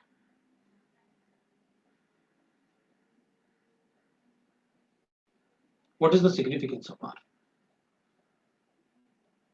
r ये सिग्निफाई करता है कि वर्क डन बाय, क्योंकि r is equal to PV upon NT, atmosphere litre work done का यूनिट होता है, अपन सबको पता है। Pressure into volume is work done, ये भी अपन को पता है। मैंने तो बस उसको फोर्स इनटू लेंथ लिखा क्योंकि force into length is equal to work done होता है, ये अपन को पता है। तो अपन बता सकते हैं अगर इन दोनों को 1 कर दिया जाए तो R सीधा वर्क डन हो जाएगा। तो मैं क्या करूंगा, सिग्निफिकेंस ऑफ R, अगर कोई पूछेगा R सिग्निफाई क्या करता है तो अपन ये थोड़ी बोलेंगे PV अपॉन RT सिग्निफाई करता है, PV अपॉन NT सिग्निफाई करेगा। अपन कहेंगे R सिग्निफाई करता है work done by 1 mole of gas.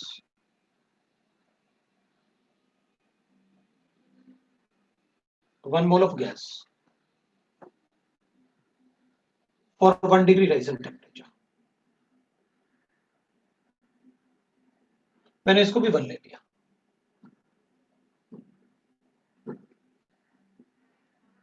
ये R का सिग्निफिकेंस है। R सिग्निफाई करेगा work done by 1 mole of a gas for 1 degree rise in temperature is R।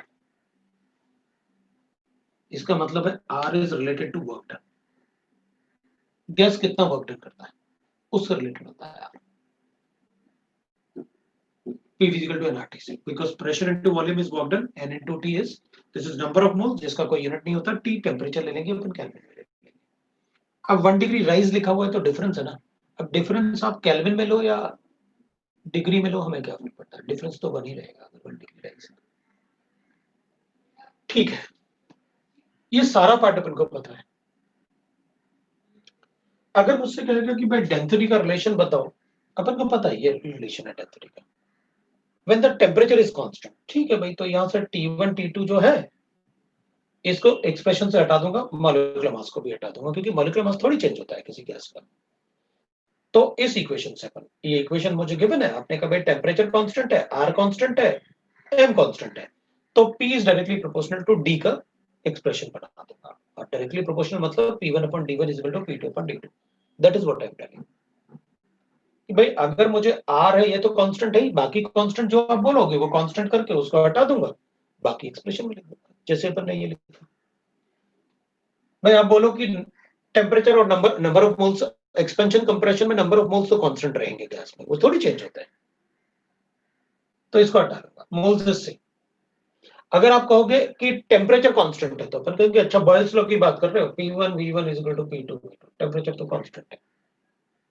अगर वॉल्यूम कांस्टेंट होगा तो इसको हटा लूंगा, P1 upon T1 is equal to P2 upon T2 हो जाएगा, दैट इज Gill-Hussitz लॉ। अगर प्रेशर कांस्टेंट है तो P1 upon T1 is equal to P2 upon T2, volume को कांस्टेंट बना दिया आपने। तो जो कांस्टेंट आप बोलोगे मैं उसके हिसाब से उसको हटा दूंगा और अपने क्वेश्चन सॉल्व कर लूंगा। अब इस पार्ट में ये सारा आइडियल गैस वाला पार्ट अपन ने पढ़ रखा था, मेरे ख्याल से ये नहीं पढ़ा होगा थोड़ा बहुत, तो मतलब थोड़ा बहुत अपन ने बेसिक केमिस्ट्री में, ऑब्वियसली मैंने आपको कहा भी था अपन फिर से पढ़ेंगे। और मैंने आपको बाकी सारा पार्ट जो बताया ना वो सब कॉमन सेंस आप इंक्रीज करने के लिए बताया कि अपन थोड़ा सा गैसेस के बारे में यूज टू हो जाए, वरना हमको समझ में नहीं आ रहा है गैसेस, आज तक सोचे ही नहीं ना। सांस हो रही है हमारी, सांस ले रहे हैं, हमारे लिए बहुत है, बस इतना ही आता है अपन को गैस। अब अपन क्वेश्चन सॉल्व कर सकते हैं, जैसे न्यूमेरिकल क्वेश्चन अपन से पूछेंगे। क्वेश्चन मैंने कॉमन सेंस वाले क्वेश्चन तो आपको काफी पता है, कुछ न्यूमेरिकल क्वेश्चन चेक कर लेते हैं। क्वेश्चन लिखो, मैं क्वेश्चन दूंगा, आप मुझे आंसर बताना। फिर क्वेश्चन कैसे आएंगे वो बता देता हूं मैं थोड़े बहुत। लिखो question, calculate calculate the percentage of change in calculate the percentage of change in volume of gas, percentage of change in volume of gas if the pressure is increased by volume of gas if the pressure is increased by 10%, if the pressure is increased by 10% at constant temperature, at constant temperature। ये अपना question है। अपन को एक बात तुरंत समझ में आ गया, सबसे पहले तो यही देखेंगे कि आपने बोल दिया कि कांस्टेंट टेम्परेचर है, इसका मतलब मुझे प्रेशर और वॉल्यूम का रिलेशन बताना है। तुरंत समझ में आ गया आप बॉयल्स लॉ की बात कर रहे हैं। हमने P1 P2 V2 लिख लिया और अपने क्वेश्चन को सॉल्व कर दिया। कर दो सॉल्व।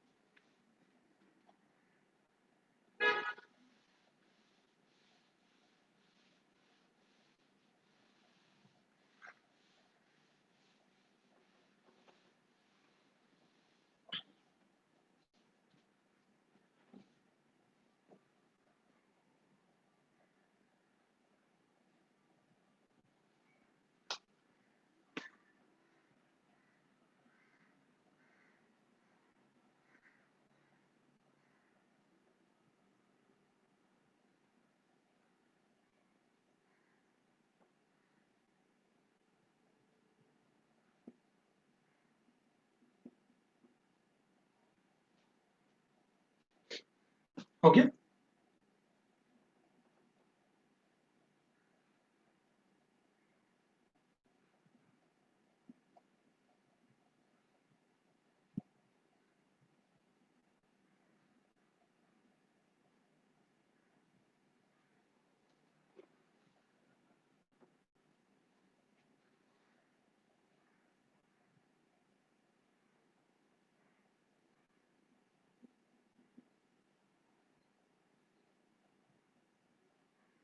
कितना आया? आगे ना सभी से, अपने पास इनिशियल वॉल्यूम V था, ये इनिशियल वॉल्यूम हो गया, तो परसेंट आपने चेंज पूछा था, चेंज इन वॉल्यूम। तो अपन क्या करेंगे, फाइनल माइनस इनिशियल वॉल्यूम ले लेते हैं भाई। चेंज इन वॉल्यूम पूछा आपने, फाइनल वॉल्यूम कितना आ रहा था मेरे पास, V by 1.1 आ रहा था और इनिशियल वॉल्यूम V था। लो भाई चेंज आ गया अपने पास, डेल्टा V जो आपने पूछा था 9% के आसपास आया, तो V minus 1.1 V divided by 1.1 हमने कैलकुलेट कर लिया। ये लो भाई आपका आंसर आ गया।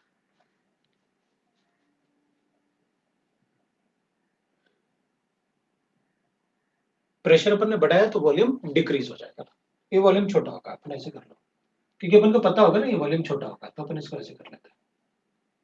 तो अपन बता देंगे 1.1 V minus V divided by 1.1, ये रहा। क्योंकि अपन को पता था आपने प्रेशर बढ़ाया तो मुझे वॉल्यूम छोटा करना पड़ेगा, तो V2 जो होगा वो छोटा होगा वॉल्यूम से। इस टाइप के क्वेश्चंस थोड़ा सा अपन कॉमन सेंस यूज करेंगे ना, सारे क्वेश्चंस आएंगे। अपन ने तो बहुत कुछ कॉमन सेंस इंक्रीज करने के लिए पढ़ लिया।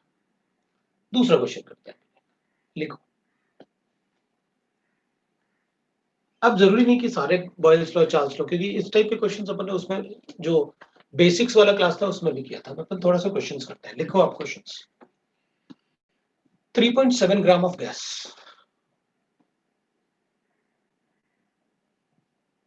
क्वेश्चंस लिखते हैं अपन। 3.7 gram of gas at 25 degree centigrade, उसको 27 डिग्री सेंटीग्रेड करो। अपन कैलकुलेशन बिल्कुल नहीं चाहते, अपन को सिर्फ कंसेप्ट चाहिए। At 27 degree centigrade occupies the volume, occupies the same volume. 3.7 gram of a gas at 25 degrees centigrade occupies the same volume as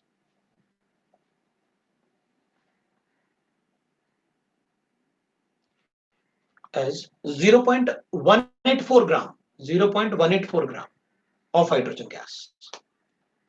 0.184 gram of H2 gas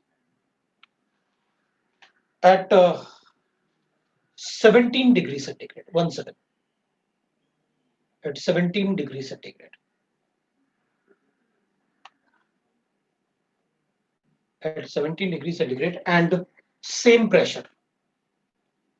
And same pressure. What is the molecular weight of the gas? What is the molecular weight of the gas?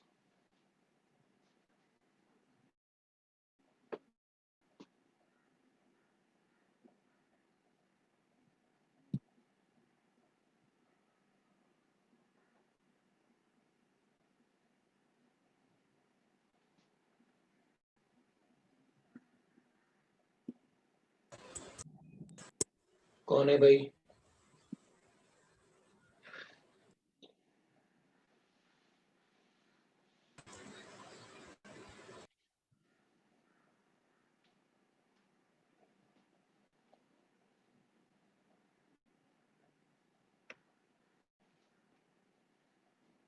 Temperature भी change हो रहा है और wait, pressure को constant दे रखा है।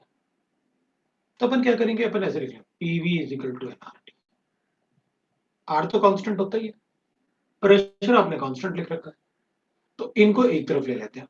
तो अपने पास आ जाएगा P upon R is equal to N T upon V हो जाएगा।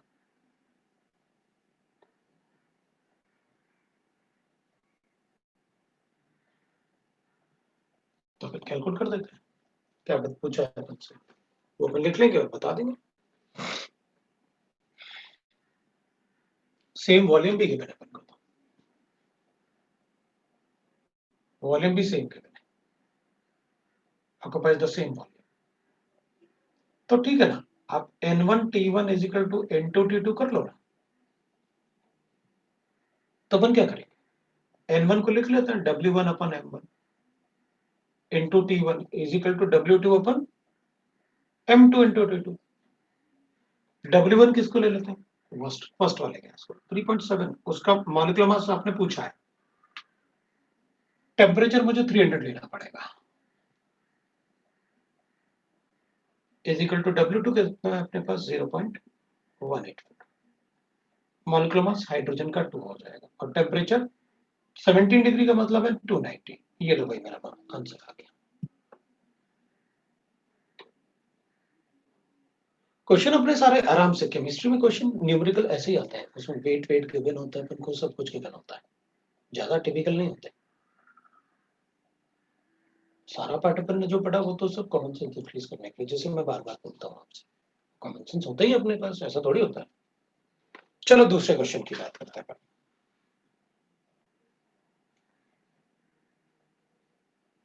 ठीक है ना, एक दूसरा क्वेश्चन लेते हैं।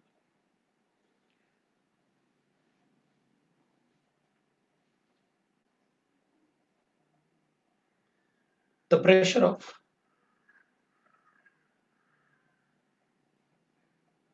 12 gram of ideal gas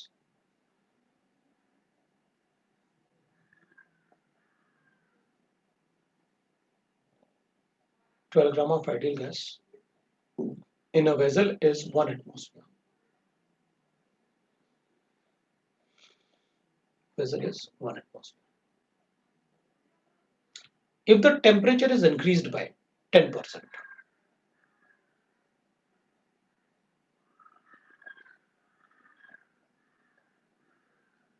temperature is increased by 10% at constant volume, increased by 10% at constant volume, and the pressure is also increased by 10%. The pressure is also increased by 10%. Calculate. The temperature T and the volume of the vessel. Calculate the temperature T and the volume of the vessel.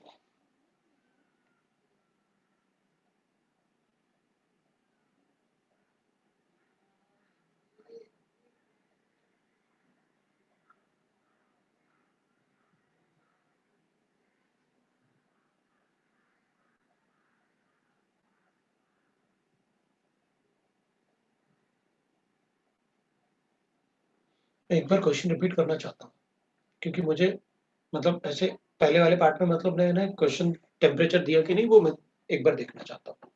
मैंने लिखा 12 gram of ideal gas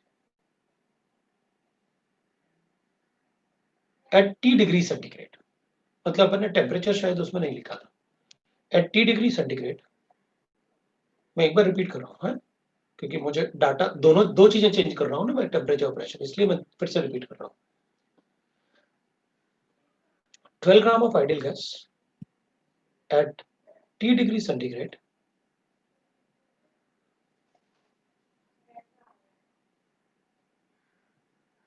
the pressure of, मैंने लिखा the pressure exerted by 12 gram of ideal gas at T degree centigrade is 1 atmosphere. If the temperature is increased by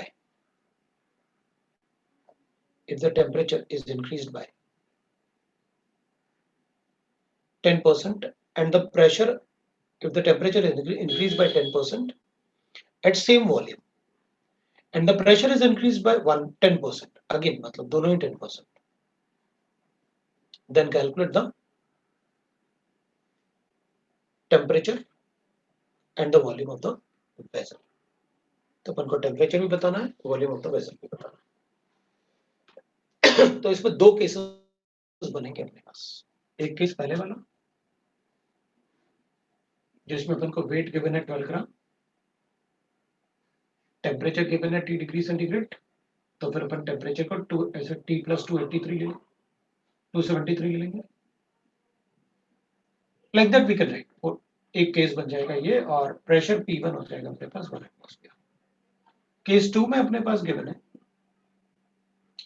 temperature को आप 10% बढ़ा देते हो, pressure को भी आप 10% बढ़ा देते हो, तो दो इक्वेशन बनेंगे अपने पास, और दो अपने पास अननोन क्वांटिटीज है, एक वॉल्यूम और एक टेम्परेचर। दो इक्वेशन, दो अननोन क्वांटिटी बना दो, कैलकुलेट कर ले, ठीक है। तो अभी आप कल टेस्ट है आपका, तो आप टेस्ट का प्रिपरेशन करो, इसका आंसर कैलकुलेट कर लेना और मुझे नेक्स्ट क्लास में बता देना।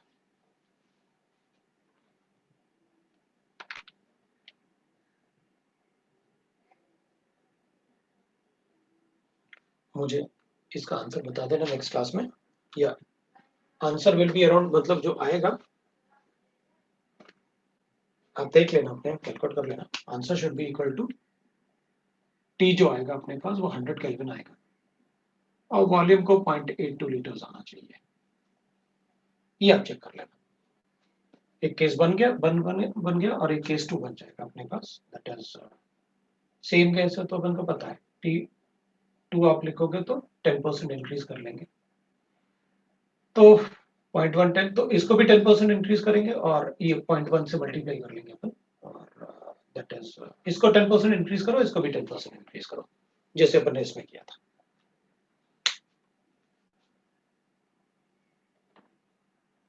इस चैप्टर के नोट्स अब मुझे मंगाने पड़ेंगे यार, इस चैप्टर के नोट्स देखते हैं, बोलता हूँ पीफेस वाले बच्चों के लिए।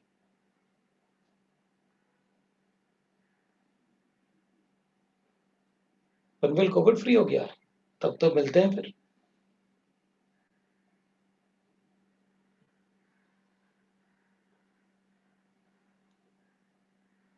ठीक है ना। तो बाकी अपन बताते हैं, राइट। और एक्स्ट्रा क्वेश्चन अगर मतलब आपका शीट फिट कंप्लीट हो जाए तो मैं बताऊंगा फिर एक्स्ट्रा क्वेश्चन अपन को कहाँ से पढ़ना। अच्छा, तुम्हारी बिल्डिंग में पेशेंट है, लो भाई, व्यू बोल रहा कि फ्री हो गया, वो बोल रहे हमारे पेशेंट है हमारी बिल्डिंग में, तो फिर नहीं मिलते हैं, नहीं मिलेंगे मतलब जल्दी, मेरे ख्याल से दिवाली के बाद तक तो फ्री हो ही जाएगा, फिर अपन मिल सकते हैं। चलो, तो नेक्स्ट टाइम अपन आगे पढ़ेंगे इसको, क्योंकि अभी भी अपन ज्यादा शुरू नहीं कर पाए, ठीक है। तो अपन मतलब नेक्स्ट टाइम पढ़ेंगे। मेरी बिल्डिंग में भी ऊपर 4 पेशेंट है, जस्ट अबव द फ्लोर। ठीक है, बंद करता हूँ।